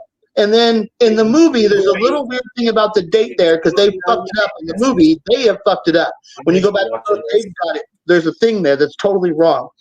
Okay, but then they say Joe stopped working at the steel mill right at that time in the movie. So that's the thing I need to clarify. What was the actual dates? That's the thing I would need to have further, understanding. But in the movie, they say that Joe stopped working at the steel mill. He was laid off at the time of where Catherine is pregnant with Michael. Okay, so in reality, I'm saying they're getting a baby from Barry Gordy. And Barry Gordy's just starting to build Motown. Joe Jackson now wants to have a record career, but Motown has not flourished. Joe Jackson thinks that he can still make music and be signed to Motown, because he doesn't know that at that time, he doesn't know Motown's not doing blues. They're not going to do blues, and he will not fit in there. But Joe does not know that at the time when he's given Michael. In 1958, Motown's not even named Motown. They're not even... Tamla Records does not get established until January 21st of 1959. They first established Tamla Records. That's right after they abandoned Michael. Right after they abandoned Michael, and they get that situated, boom. Then they write Shop Around, boom. And then they set, and this is where I talk about how important Michael is that the first initial name was called Tamla. The name Tamla was originally supposed to be called Tammy Records, which is a song of Debbie Reynolds. There's a movie, and she's singing. We're talking about as white bread as there could possibly be. Debbie Reynolds in the 50s singing Tammy, Tammy, Tammy's in love. That's what. Okay, there was a movie with Tammy, and that's the song. Tammy's in love with Debbie Reynolds. Barry Gordy's going to name his company Tammy Records. This is all documented, right? But then Tammy was taken, so he changes it to Tamla. We're not even at Motown yet. He still has not even come up with the name. He hasn't called the record company Motown. So what I'm saying is they abandoned Michael, and then they wrote the song Shop Around. And Shop Around is the song then that hit it big under the Tamla label, and then they changed the name to Motown. Because think about, would Motown sell records under the Tamla record label? Would it still hold up the cachet and the brand? Motown Records, right? That's an eternal brand, and Motown Records, the Motown music scene, that will live forever. But without that name Motown, think about, it's like, what's in the name? A rose is the same but name, but it's not. It's a big difference. If you just change that name to Tamla, it's not the same fucking record company. It doesn't have the same cachet. I'm a big fan of the Tamla. It's not anywhere close to Motown. Okay, so what I'm saying is that they had it called Tamla. They abandoned Michael. They wrote the song Shop Around that turned into a big hit, and Barry Gordy realized that the public was gravitated towards the true reality story of the song Shop Around. That was because that's a hard, gritty. Think about that song comes out in like 59, whatever it is, or 58, whatever it is, right? It's right there, 60, around that time. He's singing, just because you become a young man now, there's still some things that you don't understand now. Keep your freedom for as long as you can now. My mama told me you better shop around. He says, these little girls come a dime a dozen. You got to find one who's going to give you true loving. My mama told me you better shop around. That's an aggressive, lyrically aggressive song. Negatively, stereotyping girls as like gold diggers and wanting to get married. And he's saying you got to shop down because the young girls come a dime a dozen. That's the song that he wrote after he fucking knocked up Diana and got rid of her. And he wrote that song, My Mama Told Me to Shop Around. But Smokey's mom died when he was 10. So you got to think about the origins, too, of the environment that he wrote those words. It's a mean some shit. There's something to that shit about what it actually means. And I say it's about Smokey was on the what's the big guy in New York that does all the interviews? Do you know who I'm talking about, Julian? You would probably know who I'm talking about. DJ Vlad. Yeah, DJ Vlad. DJ Vlad interviewed Smokey, and DJ Vlad asked Smokey about the song Shop Around. He said, what's that song about? And Smokey said, well, I wrote that song for Barrett Strong because Barrett Strong had wrote the song called Money. Money, that's what I want. Okay, that song was written by Berry Gordy. Berry Gordy wrote that song, Money. Money, that's what I want. That's what I want. That song was written by Berry Gordy, recorded by Barrett Strong. Berry Gordy asked Smokey to write him a song for Barrett Strong. This is what Smokey said. And then Smokey said, so then I thought about the song Money, and he said, I thought about what do you do with money? And he says, you shop. And he says, that's what I wrote Shop Around about, shopping and with money. And Vlad said, what do you mean? He says, the song's about girls. What are you talking about, shopping? And even Vlad called him out right there. He said, what are you talking about? The song's about shopping, like with money. He says, the song's about girls. And then Smokey said, oh, well, maybe subconsciously that's what I wrote it about. See, he like confessed. He said, dude, he called him right out. Where Smokey didn't want to admit to what the song is really about, because what the song is really about is getting Diana pregnant. That's what it's really about. And abandoning her, not marrying her, you know, and getting rid of the kid and being hardcore. And so because of that happened, they changed the name to Motown. So my story has Michael Jackson's abandonment, has that intricately involved in the development of the actual name Motown. That's what I'm talking about, how cool my fucking story is when you get into it and how it's all about the Motown shit. It's really fucking cool and shit, right? Okay, so, yeah. No, I'm just saying, we really have to, like, do other We're doing good on time. We're doing great. Are you sure? Because people have questions right now. Okay, I got one more video, and then that's it. Then we move on to the question shit. So one more video. Here we go. Okay. Go to my page. One more video. All right. And like I said, I'll cut it off when it gets to the point where I've made my point. I'll tell you to cut it off too. So go to Smokey Robinson was asked if him and Diana Ross are Michael Jackson's real parents. I remember this. Yeah, Smokey Robinson was asked if him and Diana Ross are Michael Jackson's real parents. That's it right there. Okay, yeah, go there. Now go to 3 minutes. Go ahead and skip it up to 3 minutes and let it play.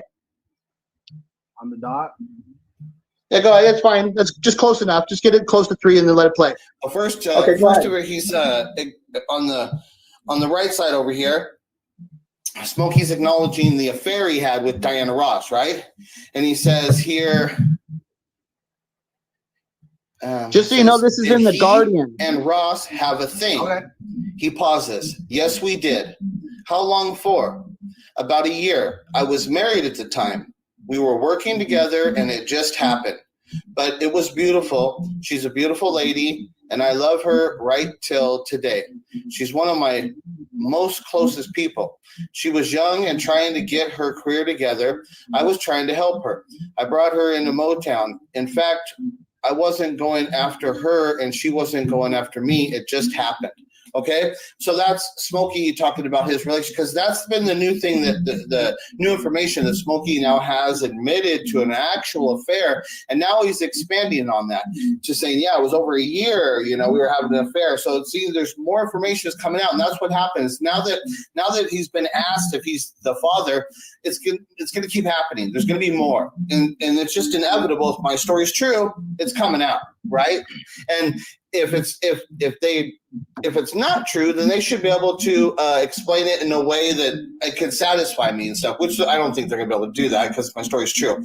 Okay, so then like right after that, a couple of paragraphs after that, the person asks him, he says, I ask if he heard the rumor about him and Ross. There is a story, I say, that you two are the real parents of Michael Jackson. You gotta understand how, for me to read that and to hear that somebody's asking him, it's really, really weird. And oh shoot, it's a Kiss Clone, I believe. Just to mention, I believe it was Kiss Clone. I'm gonna ride with that. Kiss Clone is the one who told me about this article. That's the one who told me about this article that this had happened. Just because, yes, I believe it was Kiss Clone. I had to get his name in there. Okay, so me seeing that this has happened now, it's like, this is the kind of thing where in the Michael Jackson community, it's like, look at, my story was serious enough that the Michael Jackson community couldn't shut it down, right? And it was serious enough now that real people that are reporters have looked at some of the evidence, and they've looked at it and they've seen that, you know what, there is some evidence here, to the point of now where they've asked Smokey straight out. And this is the kind of thing where, like, with the community, it's like, come on, when's the Michael Jackson community going to wake up and start dealing with this? Because we're way beyond, just some guy starting a rumor. This has made it to this level now, right? So he says, I ask if he heard the rumor about him and Ross. There is a story, I say, that you two are the real parents of Michael Jackson. Okay. Oh, this is really funny. Okay, he says, they say I'm the baby daddy. Shit. Oh man, it is really, really funny. He says his voice raises an octave, and we're talking about Smokey Robinson. He's already got a high voice, right? See what I'm saying? He starts to get flustered. He starts to act like it still looks like resembles Michael. Well, they asked him if he was a virgin. This is what it felt like, Smokey, when Oprah asked him. This is what it felt like. He's like flustered and shit, right? He says, he raises his voice an octave. He, ho, ho, ho, ho. Shit. He says, holy Jesus. They say Diana Ross, and I had Michael. See, he's not saying no. He's not saying no. And the guy says, yeah. That's what he says. Oh, my God. I never heard that one. Man, that's pretty good. That's funny. That's funny. Wow. So he says, I wonder if she's heard it. I'm going to call her right now. See, he's looking for backup, right? He's looking for backup. It's one of those things. It's like, this is like that fight or flight, right? He can't fight. When they first asked him, he couldn't. It was stunned. It was the same thing with like when Oprah asked Michael if he was a virgin. He didn't know how to answer that question, right? And Smokey's never been asked this question, right? This has never happened, right? So finally, after all of these years, all this time, right? Somebody's asking him this question. And with him actually being the father, didn't he respond in the way in which you would think that that's how he would respond? Flustered, not saying no. So he says, I wonder if she's heard it. He says, I'm going to call her and ask her. He is still laughing. That's funny. So that's the end of that, right? So okay, then they go don't ahead. say Go any more ahead, about the phone call or whatever. But so Go ahead, shut it off now. Okay, so now what I'm trying to point out is that with no support from the Michael Jackson community, and not only support, I've had negative actual attacks on me, trying to denounce me and belittle me, right? Without actually judging me as quality as what my evidence is and shit, right? Without any support, I was able to get my story reported upon in news publications, and because of those, an actual reporter looked at my work and said, that story is interesting enough for me to ask. That just happened a year ago. It was in The Guardian. Smokey was doing an interview for his new album, and that reporter asked him, are you fucking Michael Jackson's real father? He asked him, do you know how fucking crazy it was for that reporter? You know how much evidence and quality that reporter had to see in my story for him to ask Smokey? But I can't get the Michael Jackson community to talk about this when they talk about, oh, look at this new actor is going to play Diana. Oh, this new actor is going to play Joe. And also, so every single actor that's going to play a role in the Michael Jackson biopic is worthy of every single Michael Jackson community community members speaking about, but my story, which has real evidence talking about Michael Jackson explaining his real life, which actually proves that he's not a pedophile because he was damaged from being an abandoned child and that he was a virgin. And that's the personality traits of what you see, of which now we can understand him sleeping with the children in not a sexual manner. We do not justify and accept that his behavior and his relationship with children. We still don't justify that and stuff, but now we can understand it and we can get people to understand it was not sexual. It never was sexual. And my story proves it. And I can't get any support from the Michael Jackson community when my story's published. So what the fuck? Right? That's why I yell at everybody. After I dealt with that, I tried to be nice and tried to show people, I had enough. Right? So I started, fuck everybody. I'm yelling at everybody. I ain't got time to be nice no more. Right? Okay. Now that's my version. Okay, I'm done with my shit. You can ask me all the questions. Now it's all your time. See? We're good on time. We can still go an hour. Julie, do you have a question? Can we bring people in? No, I'm good now. Now it's your show. I did my show. Now it's your show. I have one question, and then you can bring people in. It's your show now. All right, so here we go. Now that you brought that up, right? I think there are several things that I should look at. First off, what do you think the reason why he probably responded that way to all of this is because it's just such an outlandish question to begin with? You know, like you're talking about Smokey being asked there? Yeah, Smokey being like, imagine, right? You're Smokey Robinson. No. If it's such an outlandish question, it's not only outlandish, it's extremely offensive to the Jacksons and Motown and Diana. It's extremely offensive to them all. He wouldn't have laughed and had any joy in that story, and he just simply could have said, no, that's not true.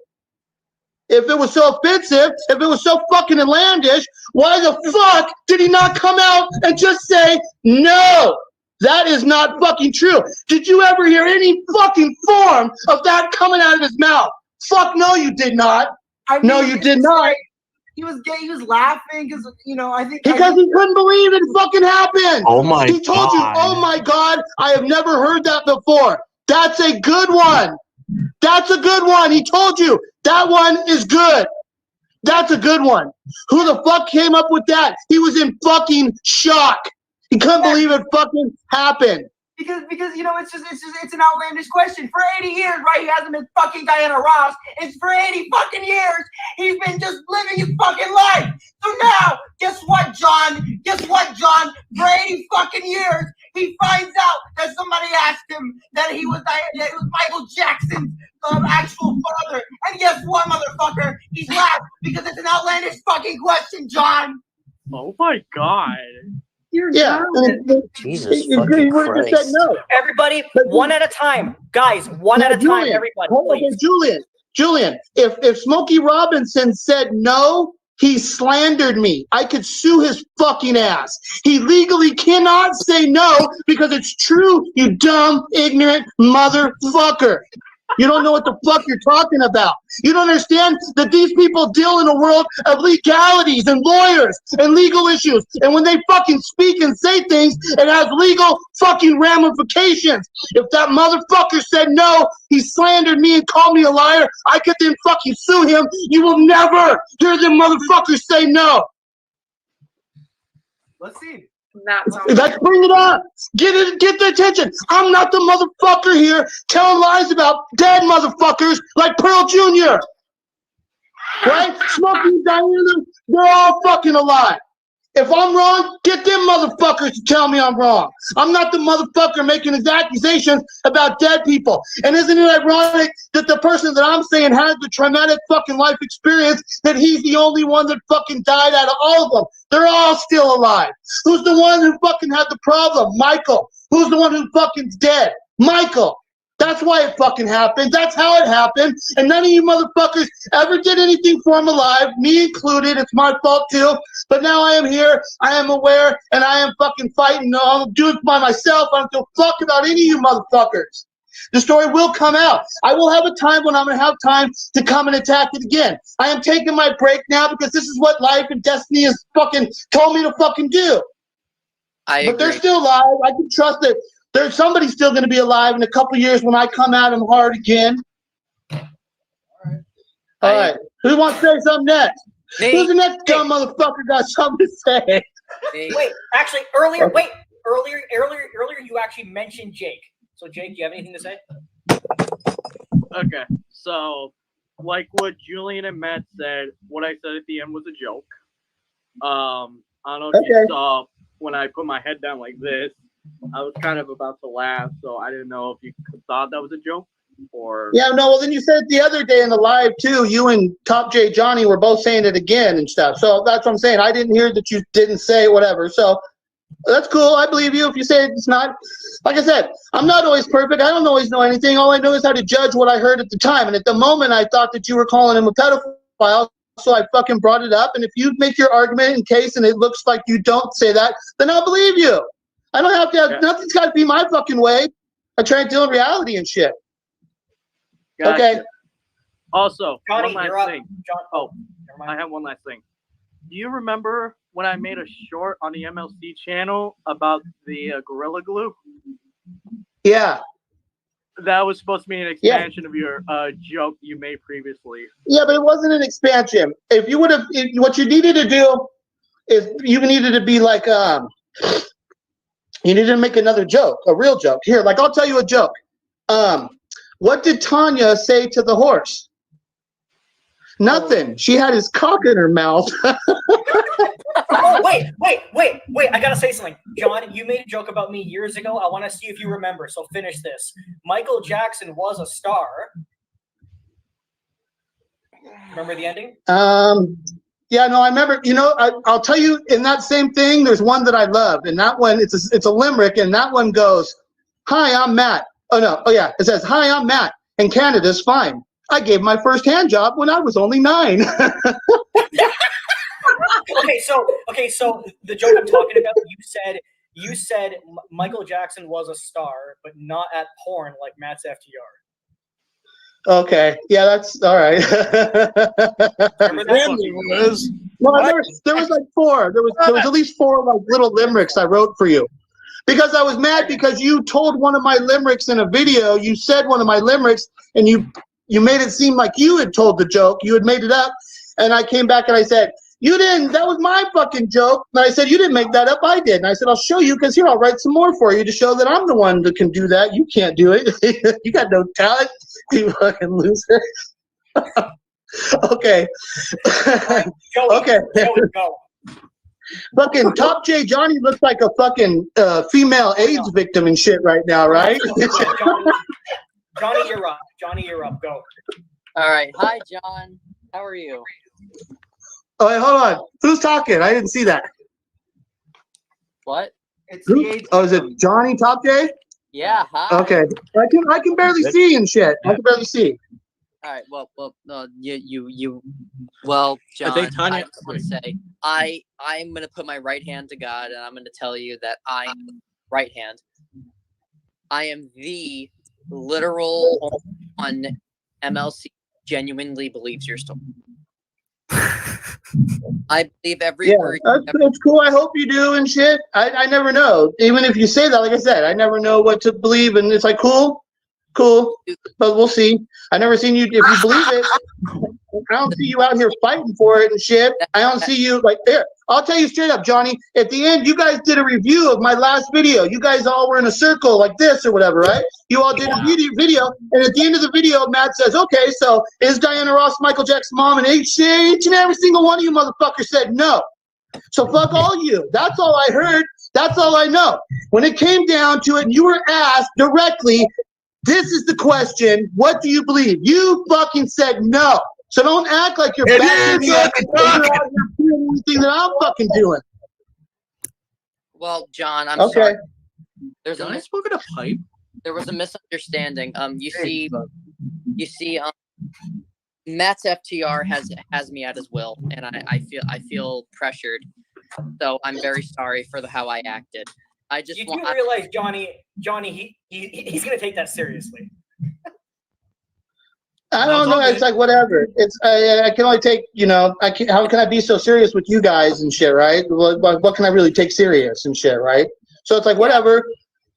It's like just whatever. Yeah, I hear you. I hear you talking and shit, and Abby, it's your turn. I didn't get to ask my fucking question, yo. You didn't? That was it? Oh. That's why. Bitch. Okay, it's all right. We got plenty of time. Anyway, You know, there's plenty for me to go around. my question. Oh, I hope there's a lot of you, Daddy. Anyway, serious question. Am I your favorite of in MLC? I'd have to say I really like the song Zeus by Julian, so it'd have to be Julian because that song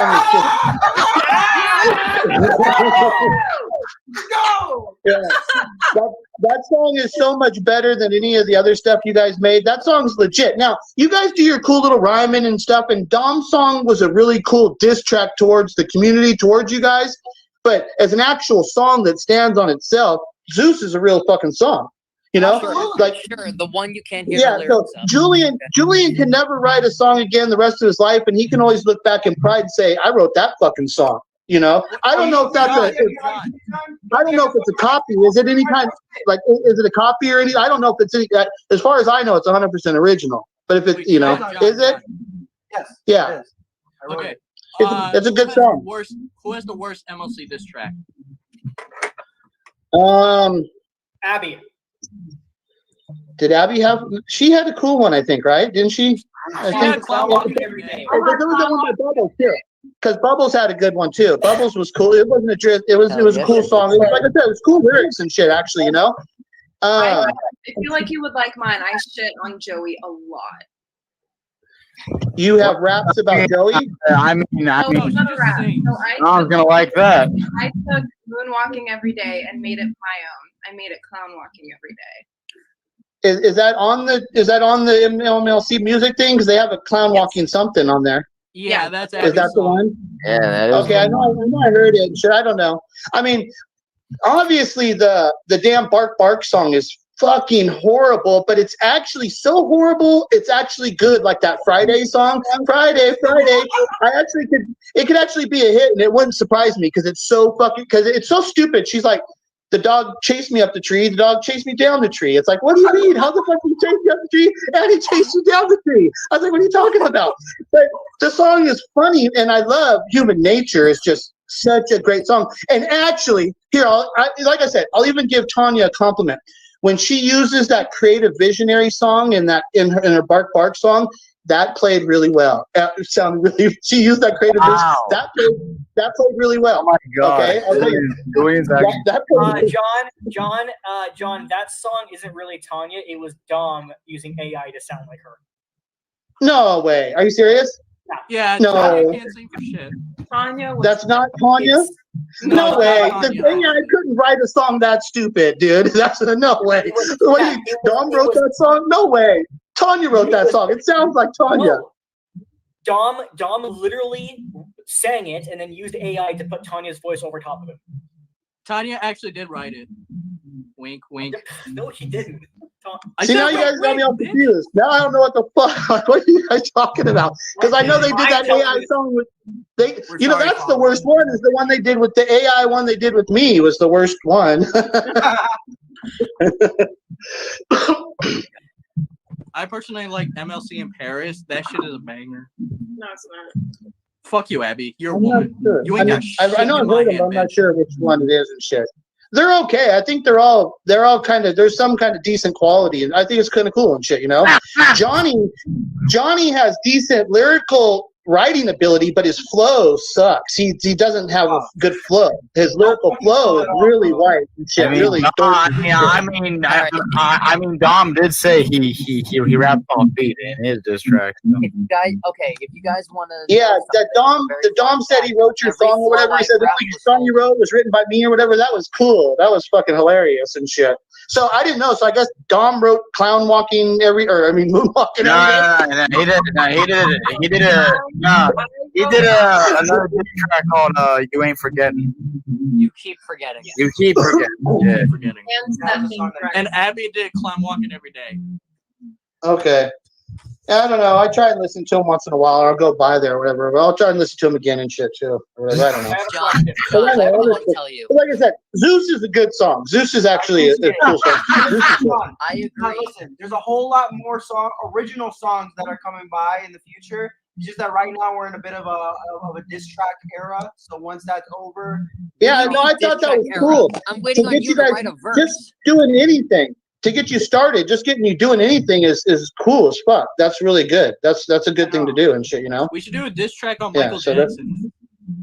I have a question. No, I've written stuff. I never done like actual songs about telling, because the stories I wrote about Michael Jackson weren't like telling the story, but I thought about writing songs like that way, you know, or tell the actual my Michael Jackson story. I've actually done pieces, but I never actually did any recording of nothing or whatever. But yeah, good. No, those are good songs, right? Michael Jackson's really. And just so you guys know, I want the fucking Michael Jackson biopic canceled. If you motherfuckers got out and fucking fought and got the story right, we wouldn't have to watch any more of those goddamn fucking fake movies about Michael Jackson. Fuck that shit. I want that shit fucking canceled. To put a fucking thorn right in the back of the Jacksons and fuck fucking Jafar. Fuck him. I hate him. He's the worst person that there is that could have been that fucking role. They're gonna totally steal fucking Michael Jackson now, so the Jackson 5 can go tour again with Jafar. They're gonna completely steal all of Michael Jackson's fucking legacy and act like that they're still like that they're him. They're not him. He's something totally fucking different. He's got a point there. You know why they're stealing? Because they're black. I personally think Sandra Bullock would be a great Michael Jackson. Sandra Bullock. I think Hey, I don't care about. I wanted to see that movie that with the England when the Michael Jackson on the 9/11, the movie that with the white guy. I wanted to see that fucking movie. You know, you know what I'm talking about, right? Flex Alexander. What? Flex Alexander. When the biopic comes out, are you gonna watch it or are you gonna boycott it?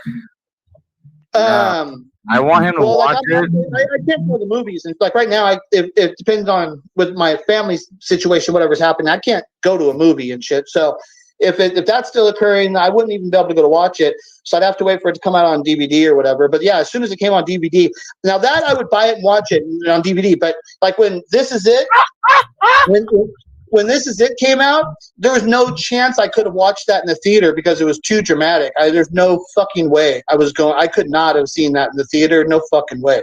Like I have it on DVD and shit. But when it came out, it was a weird experience being Michael and then how it happened. Then they came out with the movie. It was just like, I'm not going to see that. There's no way I couldn't have seen that movie at the time, just like that, because it was just too. This Is It was ass anyways. John. Oh, I love This Is It. This is fucking awesome.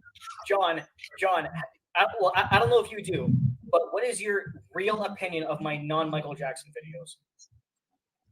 They suck.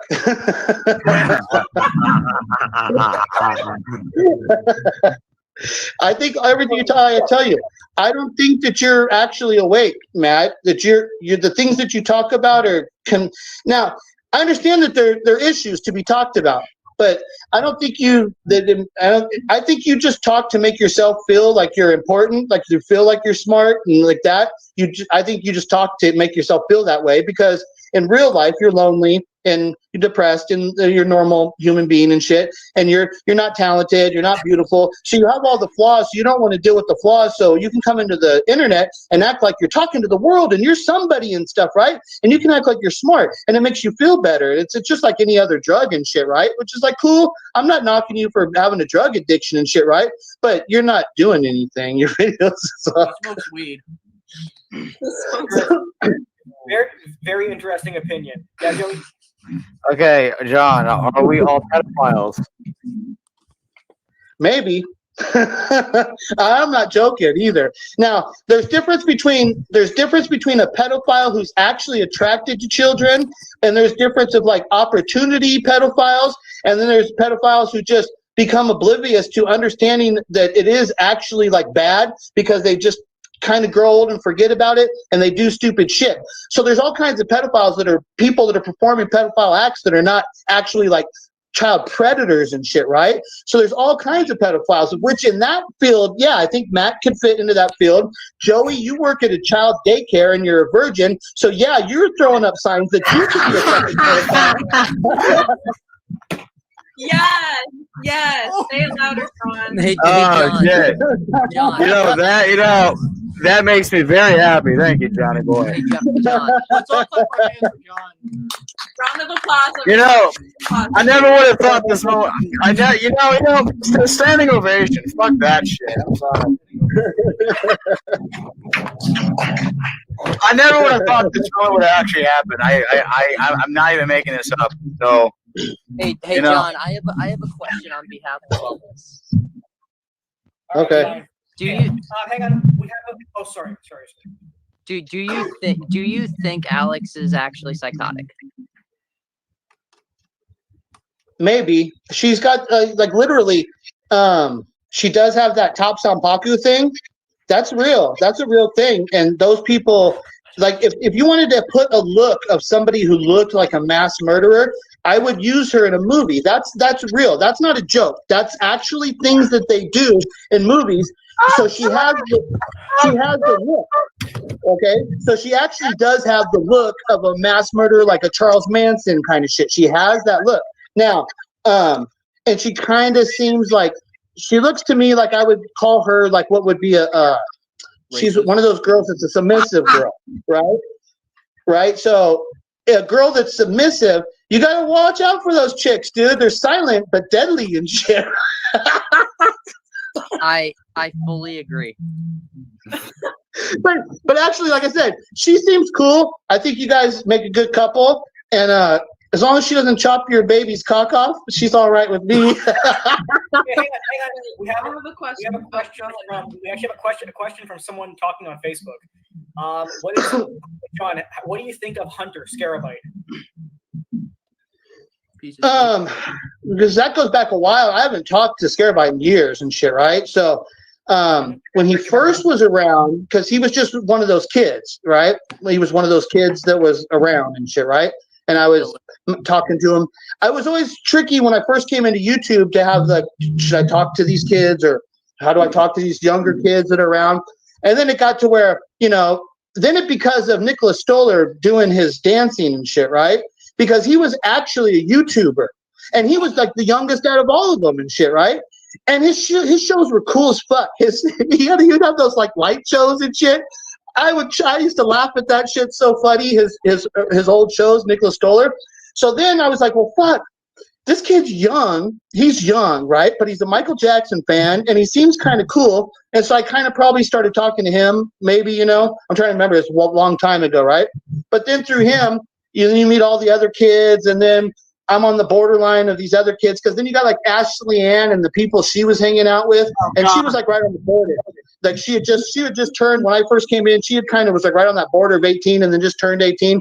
And then she had another friend that I can't remember her name, but I used to talk shit about her all the time, making videos about him. I made some classic fucking hilarious videos over the years that aren't up anymore, But I went through stages with all kinds of different people and stuff, right? And trying to figure out, should I talk to these people? But then it was kind of just like, well, I felt good about making jokes, funny videos and shit, right? I'd make funny videos and I don't know. I was always hard to know how the people would respond and shit, It was dangerous and shit. I'd make videos, because I was aggressive on some of my videos, too. I'd make funny videos.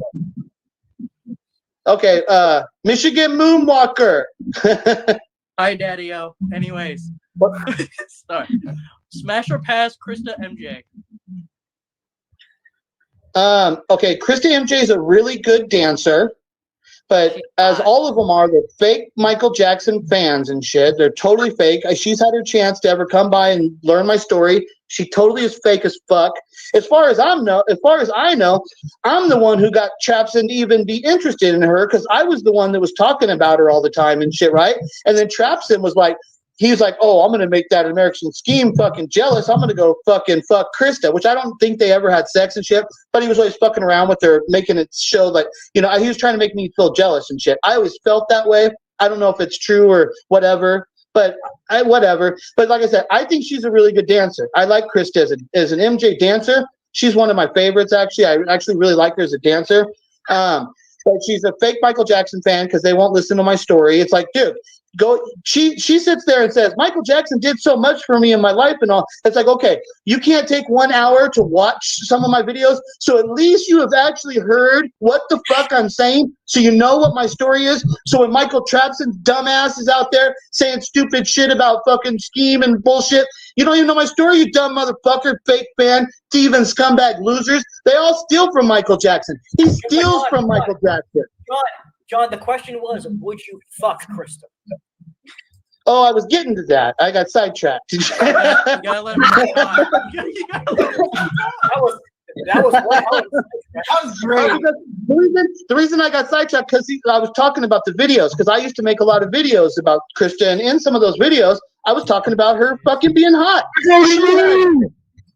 She put makeup on. When she put on makeup, woo, baby's fucking smoking hot, right? And I was saying that. I seen her with the video without makeup, and she didn't look as good, dude. You're obviously referring to her Michael Jackson makeup, right? Yeah. No, her real makeup, looking smoking hot like a fucking little party girl slut and shit, right? With her little black dress. Oh, she was looking hot, dude. She was looking good, no doubt about it. I'm like I said, I think Kristen's good looking. You put makeup on her, she's hot as fuck, and she dances really good. I think she's a good Michael Jackson dancer. But she never talked to me about she never came back my page and had a conversation with me. What the fuck's that shit? How is that possible? And just so you know, Matt, when Trapson offered me to go on his show and do it live, it's not what it's like. There's these moments when you go to people's houses and they just want to play the boss and kick you out of their house. This shit happens in the world. There's weird things that you go through as adults, and when you interact with people and stuff, and sometimes you go to people's houses and they invite you over so they can kick you out. Like literally, that shit really fucking happens. Okay, so Trapson only invited me over. He invited me to kick me out, but he made me jump through hula hoops to come onto the show. And I don't know how to do any of this internet shit. I don't know how to try and explain. I don't know how to do shit like that. I was like, I'll call you on the phone. If you want to, I'll call you. I'll do what I can, but I don't know how to do all this internet shit. And so he's trying to make me, he's like, okay, well, you have to go to this fucking website and sign up through there. And I was like, dude, so then I was like, fuck it. I know you're just trying to invite me to kick me out and shit, you know? He wasn't going to let me on his show. Just like when I called into his radio show, he instantly said no, and he blocked me. How the fuck? He can talk to every other dorky loser. They ask the stupidest fucking questions. All of them ask stupid questions. Oh, what is your favorite Michael Jackson outfit? Oh, he can have that conversation over and over and over again. But he can't talk about my fucking story? What the fuck? John, if you could today, would you have a video chat with Trapson? Fuck yeah, like I said, just done this. Now I've done this. I would do this with Trapson in a second. Fuck yeah, I would. Yeah, Trapson's a real piece of shit. Also, if you ever get in bed with Krista, be careful. She's really dominating in bed. Yeah. Oh, yeah. I don't know if you heard that, but John, 10 years ago, Alex Blanco, who dated Krista for like half a year, he told me that Krista was very aggressive in bed. But the thing is, not in a good way. She would do it as in like telling you what to do. It's funny you guys are talking about Krista and asking that story because we all know that Abby's sitting right there and she's fucking hot as fuck. I saw your video, John. Don't worry. No, you know what's funny as shit? It's like a few years back and shit, I was at the weed shop. And the people, they all like me over there and shit, right? They all know me really well and shit, right? So then this young girl was there. And so I don't know, like when I go in, like if I'm lighter, if I lose a little bit of weight, I can look really fucking young again and shit, right? Well, I look probably my age because I'm a little heavier and shit. But when I'm lighter and I'm looking good and shit, if I grow my hair out, I can look really young. So there's this chick that was like hot like Abby, probably her age and shit. And she was like hitting on me like she wanted to marry me, like for real. No, I'm not joking. She's like basically like, you want to get married? Like straight up, right? And I was just like, whoa. She was like, it was raining. And she's like, yeah, it's raining. Should we go hang out and stay in bed all day and watch Disney movies? That's what she said. I was like, it was weird, right? So when young chicks hit on me, now that I am older, when I get really young chicks hitting on me, I'm not so sure that I actually like it. I'm like, do you know how old I am? It's like, are you going to freak out on me when I tell you how old I am? It's like, I don't want to have sex with some chick. And be like, oh yeah, by the way, you know I'm fucking 52 and shit, right? What the fuck? That's Are they weird. 15 or younger? I do have a question though. No, this chick was in her 20s. I don't know how old she was, but I know she was an adult, but I don't know how old she was. It was weird. It was, but she was. Okay. I have a question. Do you know what this is? Spin it the other way. You know what this is? It looks like the top of a juice bottle. Okay, what do you call it? What do you call this? Yeah, like that. Like that piece right there. That's what it looks like off of a bottle of juice. I don't know. What do you call it? What is it? It's a bottle cap. I don't know. It's a bottle cap. Yeah. Yes, what you're full of. Full of. So John, in the video you Wait, made hold about on. I don't think I get it. Hold on. Wait. I don't get to wait. Okay, wait. John, what is this? A bottle cap? That's what you're full of? Yeah, Bottle John. cap. John, do you know the term cap, as in like lying? Oh, okay. Bottle cap. I still don't. Okay, lying. I've heard the term, but I don't know how to use it really. All right, no, John. Okay, I'm too old. I don't see. That's when you know that I shouldn't be fucking 20-year-olds when I don't get that joke and shit, right? I probably shouldn't be fucking 20-year-olds. John, here, I'll give you a rundown. So there's a slang term nowadays called cap. When you say Yeah, I know the cap. Yeah, what does it mean? It means you're lying. No, I hear them say no cap. They say no cap. Yeah, no cap. It means I'm not lying. It means it's not fake or whatever. So it's cap means lying. So when we say bottle cap, that means you're full of lying. That means it's bullshit. Yeah, I don't like that one. Julian said it. I like hip, fresh lingo and shit. That one I don't think so good though. That sounds like something Top Johnny would have created and shit. I have a question. No, I had a question. Okay, go ahead. Wait. Abby, do you live in Arizona? Because I thought they were saying you lived in Arizona and shit. Do you live in Arizona? He's gonna stalk you. No, I was just wondering. How close you actually live to me and shit. SpaghettiOs. Okay. Would you meet up with Abby? No, my question to John was. I would find it very. Just so you know, I'd find it very difficult to let her in my house at this time. I would find it difficult to let anybody in my house. So I don't know. That's all I can say about that. Damn. Okay. Abby, question. My question. So John, in the video you made about me, you said I was 16 years old. How old do you actually think I am? I had no idea how old you were and shit. You could be 16. You definitely don't look 25. So I'd say you're definitely under 25. I would put you in that range from like 16 to 25. I don't know how old you are. If I was working at a store, I'd ask you for ID. If you were buying even cigarettes, I'd ask you for ID. Definitely for alcohol. 21. Damn, you're wrong. She's 37. Yeah, no, how old are you? No, I'm 21. I heard you go to college, so you're like 22 or something. You're like your early 20s, your young 20s, right? 21. Perfect, right? Hey, John. Okay. I have two questions. You know what? I have two questions. Anyone? Okay. Out of this group. Yeah, what's up? Okay, so one, there was a video that you made like a long time ago of you said that you were in some film. It was like some uncredited film. Matt, you know what I'm talking about, right? I remember. For the boys, yeah. Yeah, so that I'm gonna love you like nobody's love you. Come rain or come shine, high as a mountain, deep as a river. Come rain or come shine. And just because you say you met me, it was just one of those things. Look at, I know how to sing that song because I sat there for like 3 days and watched her sing that song to me and shit, right? Okay. So for real, that actually was you in the movie. Yeah. No, that was a funny. Okay, so for a year I did extra work, right? From like 18 to 19, I was working in Hollywood as an extra. And then what happens is when you work in Hollywood, you start learning what you have to actually do. And when you speak on the television, when you speak on a film, because it's all union shit, right? So they do a thing called a Taft-Hartley. You have to speak on television or have one like premier role to get a SAG card, a Screen Actors Guild card. Once you get a Screen Actors Guild card, you're an actual actor. And those people back then they were making a minimum of $450 a day. That was the least you could make as a SAG actor and shit. So then I was doing the extra work, and then I busted my eye. Well, it happened right around, there was a tricky, I know it was my 19th birthday. I was in the batting cage, and the bat went off of the cage and bounced back and smacked me in my fucking eye and busted my eye open real bad and shit. So I stopped doing extra work because I fucked my eye up. But I had just gotten my headshots done right before that, and I sent them to an agent. So the first agent I sent them to, she called me in.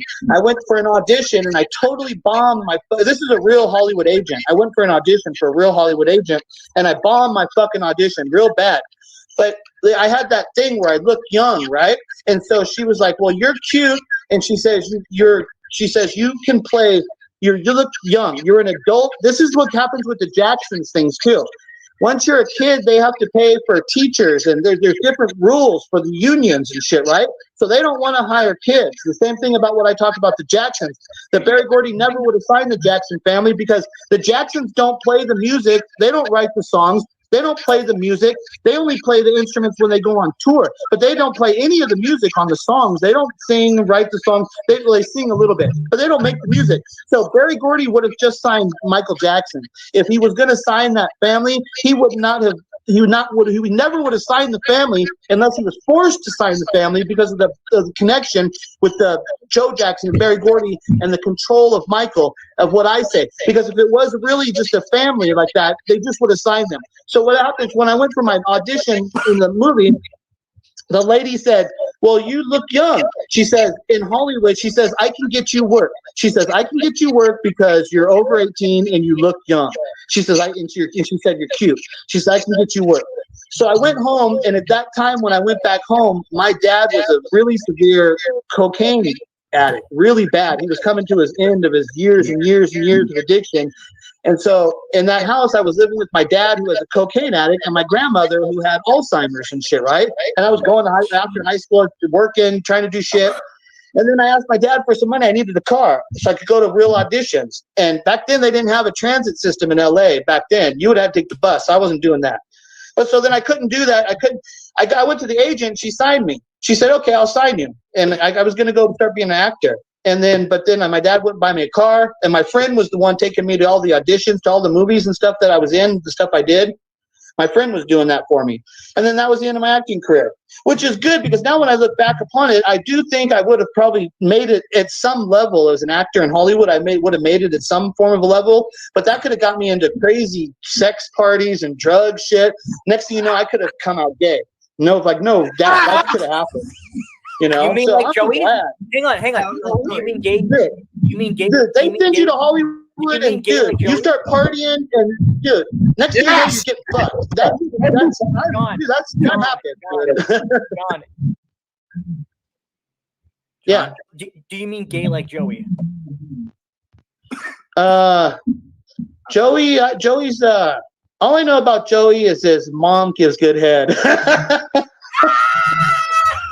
Hey, John. Johnny's mom. John, I can't tell you about Joey's mom, but Johnny's mom. Let me tell you something about her. Oh yeah. No, I've already got a letter as a secret admirer over to Johnny's address because his mom. Remember, I've got your address, Johnny. So I sent your mom a secret admirer letter. Yeah. I love that. Hey, John, do you still think I'm an animal rapist? Hold on, I didn't hear it. Say it again. Do you still think I'm an animal rapist? An animal rapist? Yeah. I don't know. Why did I say that? Yes, the first thing you said about. I say a lot of shit. You don't have to always take me so serious, right? Not everything. I don't take it serious, but that was the first thing you ever said. Oh, hold on. You know that Prime? Did you guys ever see any of the Prime video stuff I made on my Sports Reckoning channel? Do you know what happened with that Prime? Do you guys know what? Look at Logan Paul bought that Pokemon case. I'm an expert. I'm probably the best expert on this story as anybody in the world. Logan Paul broke because all that shit that happened is involved in the sports car community. I know all those people and shit. Sports car. Look at Logan Paul. He bought that Pokemon case for $3.5 million, right? But he didn't buy it. It was fake. He never paid for it. The purpose of buying the Pokemon case was to expose it as a fake at the same time of where he was launching the Prime Drink Company. And he turned the scam of the fake Pokemon case into free advertisement for the launching of the Prime Drink Company. So that's my video about this Prime Drink Company scandal and shit. That's what he did. That's what actually fucking happened. That Pokemon case, everybody knew it was fake. Those guys are experts. You don't buy that. That case was fake from the beginning. And I busted all of them on that shit. I know a lot about that shit. There's so much going on. Those people over there, I know all those people over there. Because, see, that's the thing. When you're over in that sports car community, you're instantly like one step away from all of like the Logan Pauls and the people like the Ken Golden. He's got the show now. And There's the guy who runs Fanatics and shit. Like they're all like right there. They're all in that community and shit. And I know all of the guys who talk to those people. They all know me, and they all know my Michael Jackson story. I'm the crazy guy over there talking the Michael Jackson story and shit. They all know it though.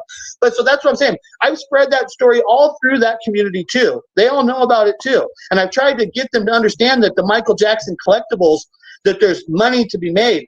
Like I have really good. I've learned the whole Michael Jackson trading card collection, so I have a really nice collection and shit. One of my prized possessions is I scored a copy of The Wiz on VHS, a sealed copy. I got a sealed copy of The Wiz, original copy.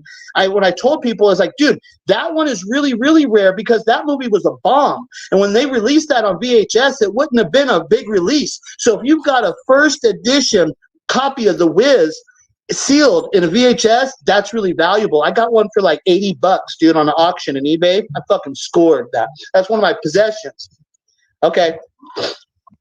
Hello. Hello.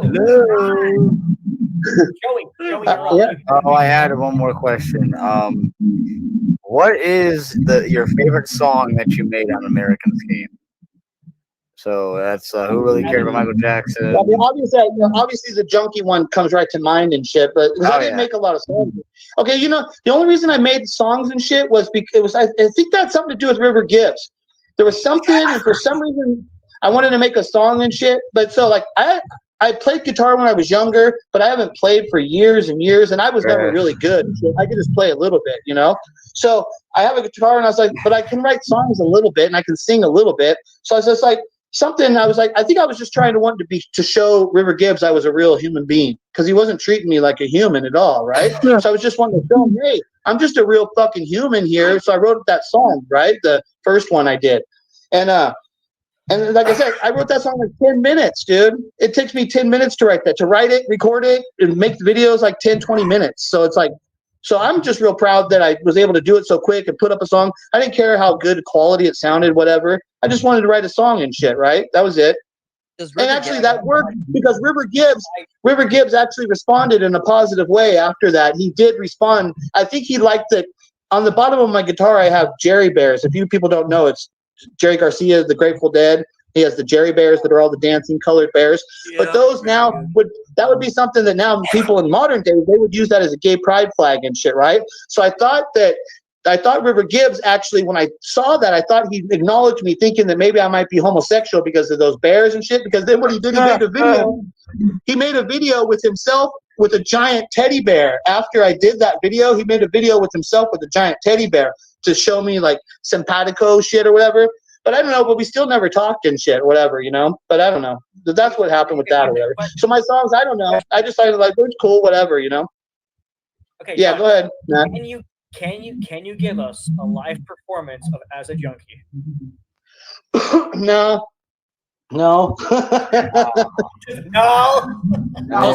I mean, my favorite song from. I can't say, oh, the fake bands up in here. Can I get a hell yeah?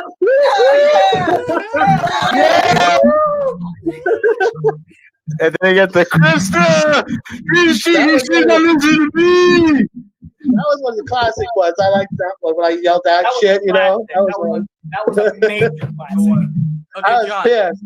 Oh, and then my favorite one, John. Danica. Yeah, I know. I noticed that you noticed that when I did that you recognized that. And you always kept saying it. I always thought that was funny as shit, you know, when you would say, difficult. Okay, John. Because you know that, I'm sure you know that's from the movie, right? But you know that, right? My cousin Vinny. Yeah. Yeah, I'm just making sure. I know you do. I mean, obviously you do, but I was just making sure and shit. Okay. Yeah. Okay, John, since you're on here, do you have anything to say about Dangerous Moonwalker? He's watching. You know, his name, I changed his name in the beginning. I changed his name to Dangerous to the Public Moonwalker because he had a video of himself moonwalking and he crashed right into some people. He was moonwalking in public and he crashed right into some people. So I was like, yeah, Dangerous to the Public Moonwalker. Oh, but, shit, he's actually fucking here. That's funny. I didn't fucking know that. Let me see. It says, "Oh God, John is actually here." Okay, so but okay, so Dangerous Moonwalker is lame as fuck, right? You're talking about like Michael Jackson as a human being, as a Michael Jackson impersonator. He's really low quality shit, right? And but I think it's funny when you guys are talking to Dog in his world tours and shit. I think it's funny because that's what he does, right? And it's just funny that he's always doing that's his thing. So if you want to say Dangerous Moonwalker, yeah, he's always doing his world tours and shit, right? So I don't know, it's something about that's kind of funny and shit, right? So yeah, that's who he is, and he's just Dangerous Moonwalker and shit, right? Yeah, what? You just have to laugh at it. Yeah, there's a part, as I say, there's just a part where you just have to laugh at it, where it's just kind of funny, and that's just it. He's just Dangerous Moonwalker. He's dangerous to the public Moonwalker and shit. He's funny. Yeah, Michael Jackson died for Dangerous Moonwalker. Yeah, John. Yeah, I know. The one time when he was getting interviewed by the guy and he's talking about having sex with the chick and doing all kinds, like what the fuck is this stupid story? What the fuck, man? Oh, yeah. He was wearing like those wrestling like things. Oh, Does yeah. anyone remember? Cards, yeah. Yes, he was like, what did he say? Oh my god, if someone could find that for me. My that would- mother. Yeah, he knew was wearing Michael like a bikini thing that wrestlers wear with the straps. Or I don't know. Yeah. A Yeah. singlet. He said he was wearing a singlet. You know, my other favorite my other favorite John quote is when he said, "You can't touch my ass. You touch my ass." Hey, Did I say that that? was a good one. I don't John, know. I I have don't a know. question I could say things I don't remember. I said. I don't Yeah, that was a good one. I remember that being very funny. You also saying that Teresa loves Michael Jackson and Harry Styles. Michael's not a pedo. Michael's not a pedo. I remember. Do you remember the video I did with Teresa with Harry Styles when I acted like I was Harry Styles and I was talking? That was cool as fuck. She had that stand up. She has a full size stand up cardboard cutout of Harry Styles, and so she had a photo of her with that picture. And so I made the video with that picture and I spoke over it like I was Harry Styles and I was talking to Teresa and shit. It was fucking hilarious. I don't remember. I used to have some of my funniest videos were about Teresa. I had some of the best funny videos, but she would always act like she was reporting me and all this stuff like that. So I'm like, well, like what the fuck's this stupid reporting shit? And then the Steven, American Dreaming. Oh, that reminds me. Actually, that's my favorite one. That's my favorite song. Hey, John. Steven, scheming from American Dreaming, no balls, bitches, stealing bridges. You stupid fuck. When I see you, see what's up. Roll up with the drop top and the blood go flippity plop plop. Oh, Michael Jackson, weak. On engine weak. Make the fucking look so sweet. Turned out on the other side of the street. No, you ain't nothing. Hey, John. Hey, that's it, Trapson. You know, Trapson wrote me after I made that song. Trapson wrote me a comment and said, "If you want to talk to me, this is not the way to do it." What a black piece of shit. Hey, John. What persuaded you to make the video about Etika? Oh yeah. Okay, now listen. Etika jumped off of a bridge in New York. It's called the Manhattan Bridge. Okay. In my bathroom, in that video, that I have a big picture, right? Right above my bathtub, I have a big poster picture. It's those new pictures that they have, right? The canvas ones. Okay, so it's the Manhattan Bridge. So I was in my bathroom and I was looking up at the bridge. That's the same bridge he jumped. So that bridge in the video, that is the bridge he jumped off of. That's what's so cool about it. That is the actual bridge he jumped off of. So I had the bridge and I was like, oh, well, that's the bridge he jumped off of. And that's why I made the video. Okay, that's how that video went. Bro, that is. I didn't know who Etika John, was. you are a creative visionary. Bro, I don't even know who Etika was. I didn't know who he was until he died. And shit. So I you just never made a heard. video about his suicide with a Mars It's bar? funny. Dude, that was beautiful. It's a joke. Dude, when you feel inspired, you got to go with it and shit, right? So I was inspired and you got to make a video. Also, John, you mentioned earlier when you were in Hollywood or some shit, like you hit something against your eye. I was doing extra work in Hollywood, right? Yep. And then I got some headshots so I could try and be a real actor, right? I was only doing extra work. And then I went to the batting cages on my 19th birthday. I went to the batting cages and I was in the 80-mile-an-hour cages. We used to go hit the batting cages a lot. We used to go hit balls. I was all into that shit. I had different friends. I was with my sports friends, right? You're not even allowed those anymore. So I swung the bat, and the net was kind of close, and it was kind of tight. It wasn't like as loose as it should have been. And so on the side where there was a protective net, when I swung the bat hit the net, and it sprung off so fast. All I remember is I got hit by a baseball bat. Boom! I got hit right above my eye. And so then I walked out of the batting cage, and I showed my friends, and they all like, fuck! And then my friend's like, your shit's fucked up, right? And then my friend's like, it looks like you got hit by Tyson. And my other friend says, no, Tyson couldn't do that because I got fucked up. So, and then I was like, take me home. And I was like, take me home. And then my other friend's like, you need stitches. You have to get stitches. And I'm like, take me home. Take me home. And he's like, you got to get stitches, dude. And then so he took me to the hospital, and I got stitches, and I got a lollipop. Okay, so I was gonna say you had that Tanya special treatment, but never mind. Oh yeah. Right. Oh yeah, we were talking about. Okay, so the Gorilla Glue joke. You would have to change it to a thing like you would show a picture of Bubbles, and you would be like, "This is who Tanya really is in love with." Some shit, you know. You would have to be like, you'd have to be like, "Hey, that's what you. Hey, do you guys know that? You guys know how Michael Jackson found Bubbles? He was living with Tanya in the jungle back in the days and shit. He was living with Tanya in the jungle. She was dating him. Bubbles was her boyfriend." I agree. John, I have a question. You may not even remember this, but years ago, you told an MJ fan, I think her name was Ann Jackson, you told her she wouldn't have an eating disorder if she believed in your story. Do you remember that? That was Ashley Ann, right? Oh, that was Ashley Ann. Yeah, that was Ashley Ann. Like, you actually? No, seriously, Ashley Ann has fucked up mental shit because she can't deal with reality of how the world fucks with you. It does shit to you, right?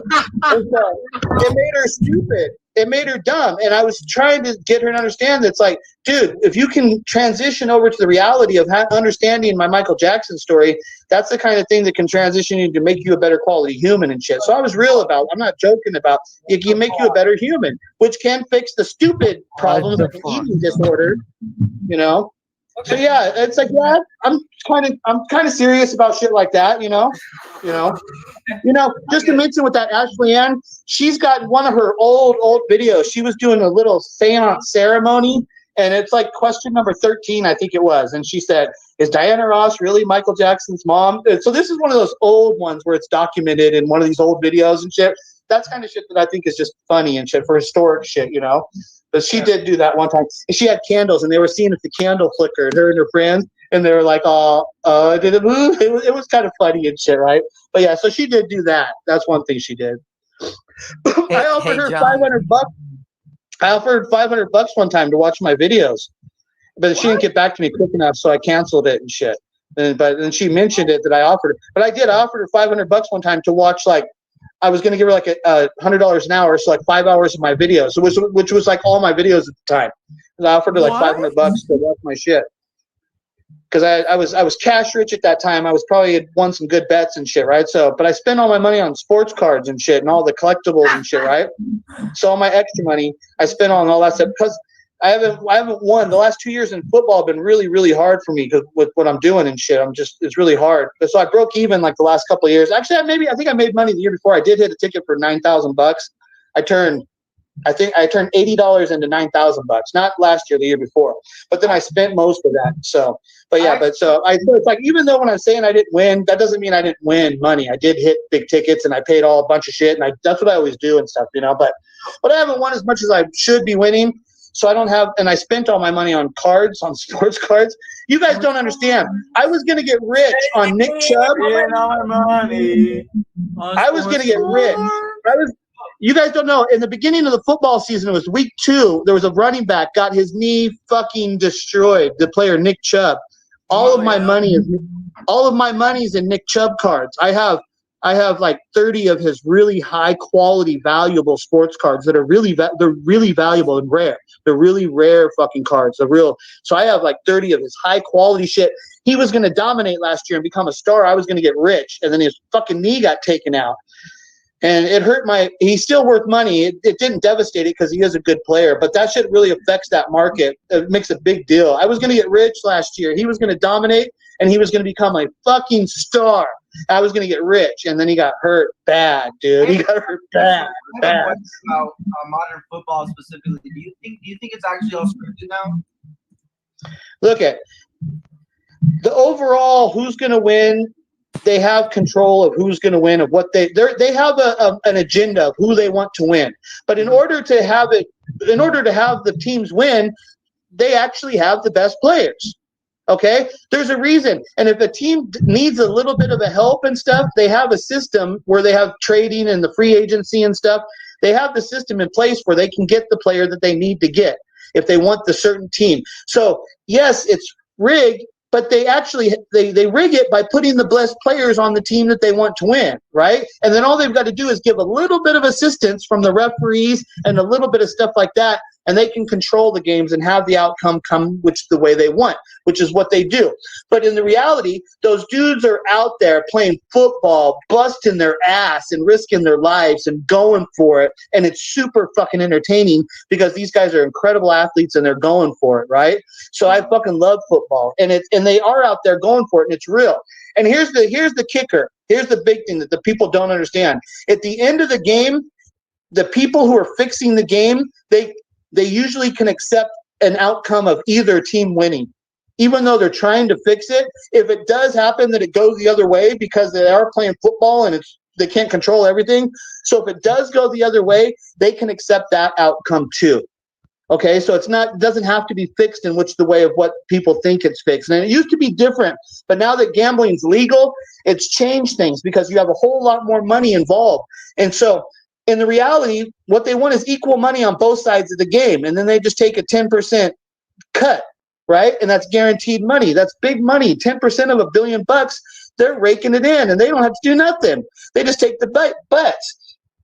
So, but in the old days, so that's what they want. They want even money on both sides of the game, and they just want to take their percentages. So they don't need to fix the shit anymore to profit in the gambling world.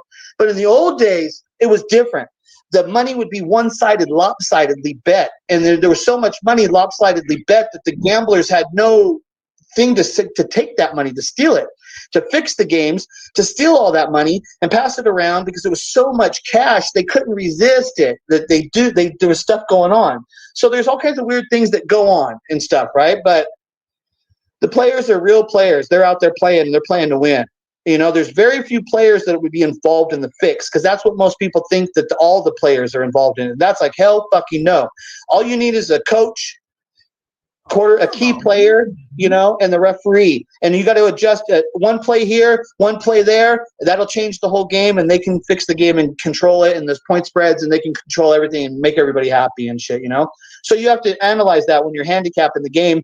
You got to think about what's the value of the number and shit, right? It's like a stock and shit. You have to know what the value of the number they put up, the point spread and shit. You have to actually understand what numbers should be compared to what they are. And I look at and analyze to see if the number's inflated because the public's wrong. And if the number's inflated, I know the team's better. Plus the number's inflated, then I just take the points and shit, right? So you just put your money against them and shit. And they lose all the time. People, they're idiots and shit. They don't really know how it happens. Weird things happen. These people always say that can't happen. Bullshit, it can't happen. It fucking can happen, and it will fucking happen and shit, right? We got the Kentucky Derby coming up. I bet every year on the Kentucky Derby $480. It's 6 horses. It's a 6-horse I bet 6-horse trifecta box and a 6-horse superfecta box. $1 each way, you know? And you win that bet, you get paid big bucks on the Kentucky Derby. There's big money there. So I got that coming up in a couple weeks. I'm going to bet that, and then I got to wait for football to come around again and shit because I'm not betting anything else. Where you call me the Super Bowl next year? Just so you know, the 10:30. This would technically be the time where I would be like, this is the end time. Just so you know, we're at that time now. Just so you know. Okay, but we're good. Like I was telling you guys before that everything worked out good for me before we came on here. My timing and stuff, everything worked out good. So like I'm okay and shit. If you have any more questions and shit, I'll answer a few more and shit. Then I'm gonna get out of here and shit. Hey. I'm an old man and shit. I always got to go to bed. John. I still got to go to bed. Yeah. John, speaking of football, what are your thoughts on Taylor Swift and Travis Kelce? The Caleb Williams is the quarterback from USC, right? That guy. Travis Kelce, the one for the. Well, I know who Travis Kelce is, but I thought you said Caleb Williams. No. Taylor Swift and Travis Kelce. Oh, you said Taylor Swift. Okay, you said Taylor Swift. I thought I heard it as Caleb Williams and shit. Okay, so Travis Kelce's a really, really, really good football player. Okay, he's fucking awesome. I gotta go, guys. Travis Kelce. Okay, later, Joey. Take care. This was amazing. Love you, Johnny boy. All right, be a real fan tomorrow. All right. See you later, man. Seriously, take care, man. Okay, you too. Bye. Joey's such a faggot. What were you saying, Joe? What were you saying, Johnny? What'd you ask me? Travis Kelce. Okay, so Travis Kelce's awesome football player. He's great. He's an all-time great football player. He's a Hall of Famer, no doubt about it. First ballot Hall of Famer, no doubt about it. Right? He's a legit great there was the Gronk guy. The Gronk guy. Gronk was so fucking good. Rob Gronkowski and shit.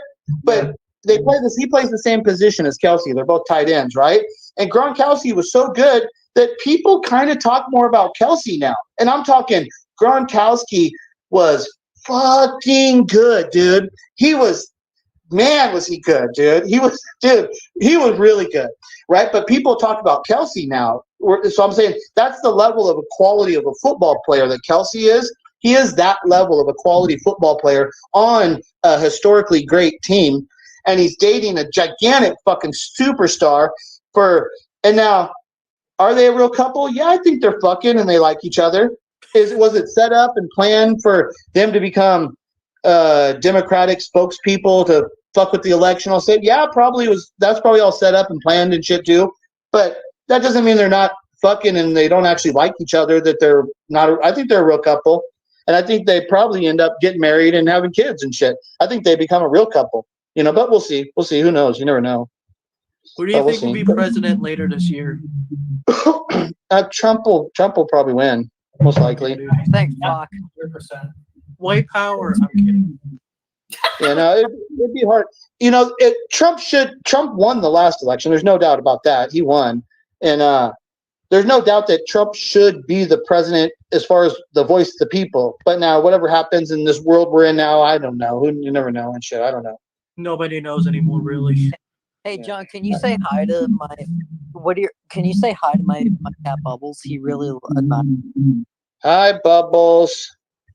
Hi, Bubbles. I will pay you $500 for that cat, Johnny. Okay, hang on. Question from chat. It's actually Tanya. John, do you collect Funko Pops or just sports cards? I don't have any Funko Pops. Funko Pops are not collectible. They're like Beanie Babies in the future. There's just way too many of them. Okay, when I have my sports cards, right? There's one of the things they do in the sports cards now is they short print cards. So like one of the cards I have that's a really high valuable card of Nick Chubb.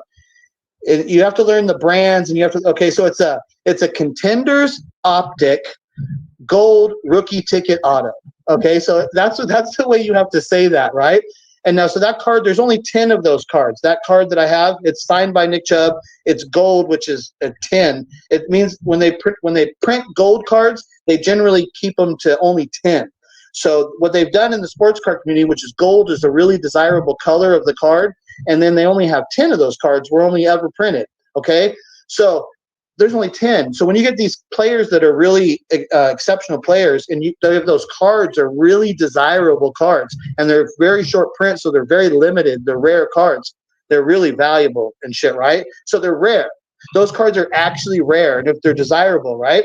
So Funko Pops, I don't know if they have any that are that. I know they have some Funko Pops that are kind of the rare version, but I don't know if they're rare. Like there's only 10 of them. There's a big thing of what they have in sports cards is the thing called a 101. There's only one of them. So like they have the gold that's the one, and then they have the black prism that's like the black finite. The black prism finite is you're talking about a premier card in the whole collecting industry, in the collectors community. The brand of the card, the Prism brand, is a premier brand. But Fanatics is coming in. There's this big thing that's going on in the card company. Is Fanatics has moved into the card company and acquired all of the brand. They've acquired all of the manufacturing rights. I'm not saying the right word, but the rights to be able to make the product of a company. There's the rights to that. Okay, so but Fanatics bought all the rights from all the sports leagues, the football, the basketball, and baseball. They bought the rights for all of those leagues, and they're pushing out the other company, which is Panini, that has been dominating the sports card brand. But now Panini is not going to be able to make authentic, authorized, official cards. They're going to make unofficial cards. And Fanatics is moving into the sports card thing. The sports card community is really a big deal right now. There's a lot of shit going on over there and shit. But so in the sports card community, you have built-in value to these cards that when these cards get printed, like I'll give you an example. There's a card right now there's a big issue about. There's a big basketball player right now, and he is literally big. He's like 7'6" or whatever. The Victor Wembanyama. I know you're talking about. Okay. 7'11". Yeah, he's like 7'6". He's okay. So he just came in as a rookie, right? So his rookie card that comes from that company, Prism, the Black Finite 1/1 Prism rookie of his card just came out. It got found. Somebody found it, and they sent it to the grading company. And so the cards have to be in really good condition to be graded a 10. There's all these things, and this Victor Wembanyama is off-centered. It's not centered. Like, if you have a frame picture and the frame has to be centered around the card, it has to be centered properly. That's a big stipulation. So the Victor Wembanyama is off-centered, and the grading company gave it a 10. But then the people that had the card, they told the world that they used this special card cleaning solution on it called Kurt's Card Care. They told the world, thanks, Kurt's Card Care. And then they're not supposed to do that, but then PSA gave the card a 10, and then PSA just deactivated a card that was announced that used Kurt's Card Care. They just went through this thing, and they kicked this card out. They said, you're not a legitimate card anymore because we proved that you used the Kurt's Card Care. But on the Victor Wembanyama 1/1 card, the people who sent the card in, they said, thanks, Kurt Card Care, and then they got a 10. It's a really funny story when you guys know what's going on. But that card is probably worth like $1 million. Okay, right when it came out of the pack, it's probably like $1 million card. Okay, there's like Post Malone. Yeah. He bought the One Ring card, from the movie that's the Ring, the Lord of the Rings. Oh yeah. They did a trading card set for the Lord of the Rings, and they did a card with the ring. The ring, it's only a 1/1, the one special 1/1 Lord of the Rings card, and Post Malone bought it for like $2 million, something like that. Brand new card, right out of the box. So that's what those cards are going for. So those Funko Pops, I don't think Funko Pops are anywhere in the near like understanding of what sports cards are. I don't think Funko Pops, I know they're big, but I've heard a guy that's also in the sports card community. They've got a guy that's an expert over there on all collectibles, and he totally talks down about Funko Pops, saying that they're not long-term collectibles. They're not really worth anything and shit, right? So that's what I would think about Funko Pops. Yeah. I know a little thing or two about Funko Pops. It's only like a handful that genuinely like are worth like a lot of money. Right. Well, if you have a million people, if you have 1 million people collecting them, then that's what makes them valuable, because you have so many people that desire it, right? There's a lot of collectability, so it makes it valuable. But in the future, it doesn't work that way, because what happens is the next generation of people, it doesn't carry on. That's what happens with those kind of collectibles. That's why they don't remain valuable collectibles for the long term, like a Beanie Baby, is that nobody of our generation, we're not collecting Beanie Babies, so they're not valuable. Only people that collect them are the people before, so they don't hold their value. That's what's going to happen to Funko Pops. They're going to fall into line with that kind of thing. Some of them will technically be worth some money here and there, but they're not going to be worth like the money of like what sports cards. Sports carries on through the generations and stuff, and there are cards that can become iconic cards, and they become really, really valuable, like fine art. There's a really cool thing with that. But my Michael Jackson collection stuff, my Michael Jackson cards, because they have sports cards and then they have non-sports cards, pop star cards. And so I learned the Michael Jackson community stuff and the Michael Jackson cards. And the one card that I tell everybody, like right now, if any of you guys have an eBay account, There's a card right now I would tell you, go buy. It's only $10 with shipping and everything. It's probably less than $15. You can own this card for $15. And I'm telling you, when my story breaks, this card is going to be much, much more valuable. I have 4 of them, just so you know. But what it is, it's a 1968 Panini Cantanti, Smokey Robinson and the Miracles card. Now, what makes this card so special is it's in color, and the only other card I've seen of Smokey Robinson is a plain card from 1966. It's a black and white picture of just the Miracles. I've never seen any other cards of Smokey. I've looked and looked and looked, and I'm sure there's got to be something, but they're so fucking rare that they are not there. There's nothing there. And what happens is after 68 with the Smokey Robinson made one real card, the 68 Panini Cantanti. That card's real. It's a good brand. It's a good card. Everything about it is really fucking good. But then after that, you can't find any Smokey cards until they have like a 1991 American Bandstand, but they call that junk because they made millions and millions of those cards, so they're worthless. So the only card that I can even find of Smokey is the 68 Panini Cantanti. It's a good card. And right now, if you go on eBay, there's one that they have for sale for $10, but that's the special version. That's the one that was only produced in Italy. So on the back of the card, there's a thing about the sports cards, like in the really old tobacco cards. It was the different tobacco companies would produce the cards. And so what makes those cards actually more rare is that the back of the card it's the producer of the company, the brand on the back of the card makes the card much more rare because they have less of them available. So the Smokey one, there's one called, it's a Bisbolita back. It has the Bisbolita back in eBay. It's for sale for $9.99. It's a Smokey Robinson card for sale with the Bisbolita back. It's only $10. It's a deal. That's a fucking deal, dude. I'm telling you, that's a deal. That's a card that when my story breaks, probably, and if the sports card collector people start going in the Michael Jackson community, that card could easily go up to $1,000, $2,000 like overnight. That's what would happen with that kind of card.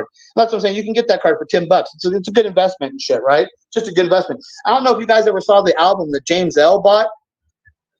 James L. bought the album, The We Are the World. I have a video about the We Are the World album that's signed by Michael Jackson, and Michael Jackson circled Smokey Robinson with his signature on the We Are the World album. It's a fucking incredible piece. It's actually like a clue because Michael used his signature and he circled Smokey with his signature. It's beautiful. It's a beautiful signature. And James L. bought that fucker for $3,500. He bought that record. But when my story breaks, that album is an actual clue. It's an actual clue to the Michael Jackson story.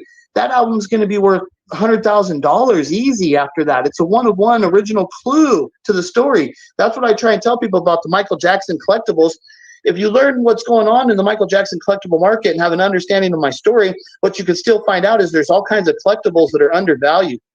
I have one thing that's I have this one thing that I don't even know exactly what it is because I've only seen one of them.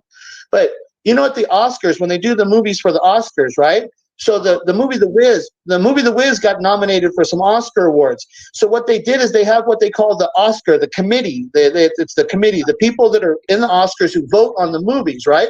So I didn't know this, but what they do is they would make these books for the movies, and they would give them to the people at the committee for the Oscars, and the book would like tell them, okay, this is the movie, and these are the because I have one of these books.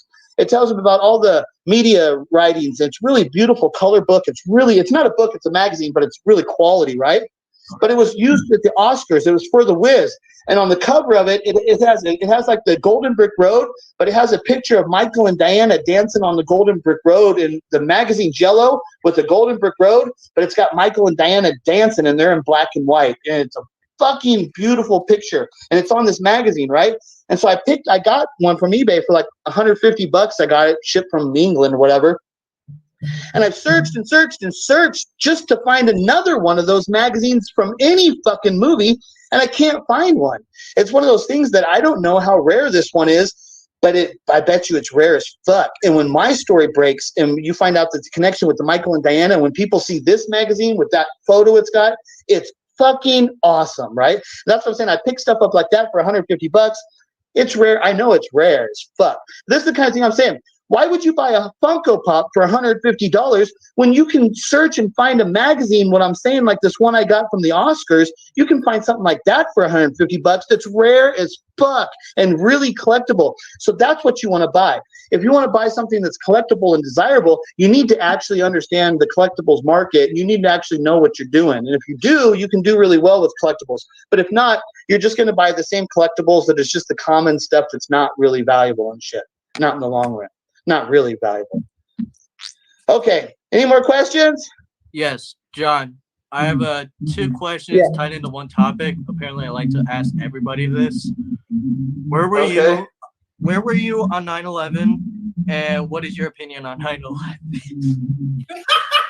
Okay, so on 9/11, at the time when 9/11 happened, at that time in my life, I was working in the sports book at the casino. Okay. So that morning, my mom called me and said, "Turn on the TV," right?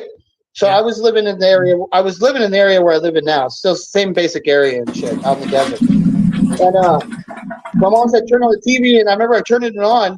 And at first I was seeing something was happening with the New York thing, but I couldn't even recognize that it was New York. And I remember saying to her, "What is that?" I was like, "That's not America." I said, "That's Ireland." Because back in the day, there was always like the Irish were bombing and stuff. There was always stuff like with the Irish shit was going on. So when it first happened, I was like, "That's not America. That's like Ireland. What the fuck is this shit?" Right? So yeah. So then I was at home, and then my work called me after the buildings collapsed. My work called me and said, they're like, "You don't have to come into work for the next week." So I got a paid vacation because of that. I got a paid week. I got a paid week because all the sporting events got canceled, so we couldn't do the sports book. So I got a paid vacation. I got because of the 9/11 and shit. Right? That was funny. That's actually lucky. What? Yeah, it was interesting. Oh, just real quick about what I think about. So look at 9/11 happened and we just experienced it, and it was just one of those things like, whoa, all right, whoa, fuck, right? So then the next morning, I turned on the news and every news channel was putting Osama bin Laden's face on the news and saying, "This is the guy who did it. This is what they all knew exactly what happened." And I instantly was like, "Oh, that's a cover story. That's fake as fuck. This is fake." Right? So instantly the next day, as soon as they started showing bin Laden, I instantly knew that the buildings were attacked and shit, but I instantly knew that this was a fake thing, that this was some kind of government thing that had happened, and then I would investigate more, looking at it from that kind of way as I went on and shit, right? So that's what happened with 9/11. I knew the next day that it was fake and shit, that it was planned. Interesting. And just if anybody doesn't know about the planning and shit, it's just as simple as fuck. You have never seen a fucking video of an airplane crash into the Pentagon, and you believe it? What the fuck? That building had more video cameras on it than any other building in the world at the time of the fucking crash. Plus, they have all these hotels and stuff all around, and they still can't show me a fucking video of the building, of the plane crashing into the building. Like I always say, I was like, "What are you fucking sparing us from?" Dude, we saw the towers come down. We saw people jumping out of the World Trade Center. And you're sparing us from the trauma of seeing a plane crash into the fucking Pentagon? Shut the fuck up. Plane never hit the Pentagon. That's why it never happened. They cannot ever say a plane hit the Pentagon unless you show me a goddamn fucking video. I say, I want to see that like Pentagon porn. Like, fuck that Pentagon in the ass. Boom. I want to see it crashing. I want to see that plane crashing into the Pentagon from every fucking angle, like Pentagon porn and shit, right? Fuck that Pentagon. Fuck that Pentagon. Yeah. I've never heard that point before, John. But actually, no, John. It's actually really interesting that you mentioned that, because I think like 3-4 years ago, there was a video that came out where it's like a security footage of the fucking Pentagon getting hit. But here's the thing, though. The video's in really shit quality. It's in like 1.5 frames per second. Yeah, frame by frame. When the plane actually hit, you only get like a split like frame of something. I know the nose tip where they show the tip of the plane. They show like the Pentagon wall, and they show the tip of the nose, saying that's the plane coming into crash. But that's all I've ever seen. Yeah. But no, but look at. I seen that there's the guy. There was one of the things where one of the light poles that got knocked over. They said the plane knocked it over on its approach because it had to have knocked it over because it couldn't have made the approach without knocking over shit. But so then they went and talked to the guy. There was a taxi driver that the pole landed on, and the taxi driver admitted that that was a staged event, that it was fake, that they set that up, that the plane did not hit the pole and it landed on his car. He said, no, that was a staged event, and he participated in a staged event to make it look like the pole had, So right there, he admitted that was fake. If that's fake, it's all fake. The whole thing's fake, Yeah. All they had to do is show. We were so traumatized by the World Trade Center that we believe anything. They showed this. Oh, let me tell you another thing. So what happened with the world? So then the first year after the 9/11, the first year on MSNBC, I believe it was, they ran a TV show called 9/11 As It Happened. Okay, so I watched it, and they showed a piece of clip that they were not supposed to show, a piece of video. They showed that the initial fires that were occurring at the Pentagon, what it was, when I first saw it, I didn't know what it was. I thought what it looked like to me was large trash cans, like large steel trash cans that were filled with oil that were lit on fire that were pumping out smoke. That's what it looked like to me. But these were on the perimeter. These were not by the building. These were by the perimeter of the Pentagon, right? So I saw it on the original video. They had 9/11 As It Happened. I saw this. Then the next year they ran it again. 9/11 As It Happened. They ran it again. The next year I recorded it on the VHS tape. I recorded it because I wanted to get that on recording, and they removed that piece of footage. The piece of footage I'm talking about was removed. So I know for a fact that the original airing of 9/11 As It Happened, I know the original airing of 9/11 As It Happened compared to the second year that they aired it, I know for a fact that there's an edit in that video, that the time is different. It's one of those things, if I could go to court and get the shit subpoenaed and all the stuff, I could prove that there's an edit because I saw it happen. There's an edit from the one video to the other video, and the piece they removed was a piece. So I figured out what it was. It's the Pentagon. That's a military defense place. It's got built into it smoke. It's got smoke defense system. It's got a smoke defense system built into it. That's what I saw. What I saw is they were operating the smoke defense system, but not to shield the Pentagon from an attack. They were using the smoke defense system to make it look like the Pentagon had been attacked, and there was a big smoke thing from the fire because the crash, but it was not from the crash. It was coming from the smoke defense system that was on the perimeter of the grounds and shit there, right? So I saw that too. That's the thing that I have seen, that's there too. That's something I know that exists and shit, right? Okay.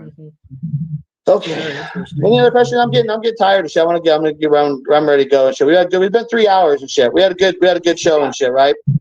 We got to wrap it up. Great. Yeah. Thank you for coming, man. Okay, I appreciate it.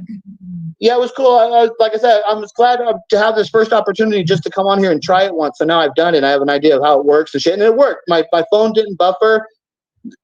There's no echo when I'm talking. That's one thing I was way worried about. If that was the echo and all that stuff that people have sometimes, I didn't know if I was going to run into those problems, but I didn't. It worked good. So I'm super happy. And I got to tell my story. I got to show some evidence. I got to make some my arguments and shit. I got to yell at people and stuff. And so, yeah, it was productive. It was a productive episode. Good show and shit, right? John, will you join our future streams? It's really difficult for me to do. I'm so busy and stuff. Like tonight worked out right, and I set it up so I could work, and everything worked out right. But usually it's just like I'm usually so fucking busy and stuff. I'll try. I will try it now. I'll try here and there. If you're on a night when you're, will you join? Well, I don't know. We'll see. Like I said, I might pop in now that I've seen how easy and stuff. I can pop in here and there. But like I said, I'm busy. Things are hard for me to do. So it's not that things are not easy for me and shit, right? This is probably a joke question. How would? What? Okay, go ahead, Michigan Moonwalker. Go ahead. Okay. This is kind of a joke question, but how would you feel if you were a member of MLC? Nah, whatever. Yeah, I can't be no member. Sorry, I had to answer that for MJFE who asked that earlier. Yeah, fuck MJFE. Fuck MJFE. Fuck everything, yo. We've known this guy for 6 fucking years, and he has never shown his face to us. Yeah. That stupid fucker. Remember that video he made where he's like, I'm going to make a video about Diana Ross being Michael Jackson's real mother coming this fucking July. Yeah, 2 years ago. Still haven't seen shit. For real, we still haven't seen him in July. Fucked up. Yeah. You in July. Okay, very good, guys.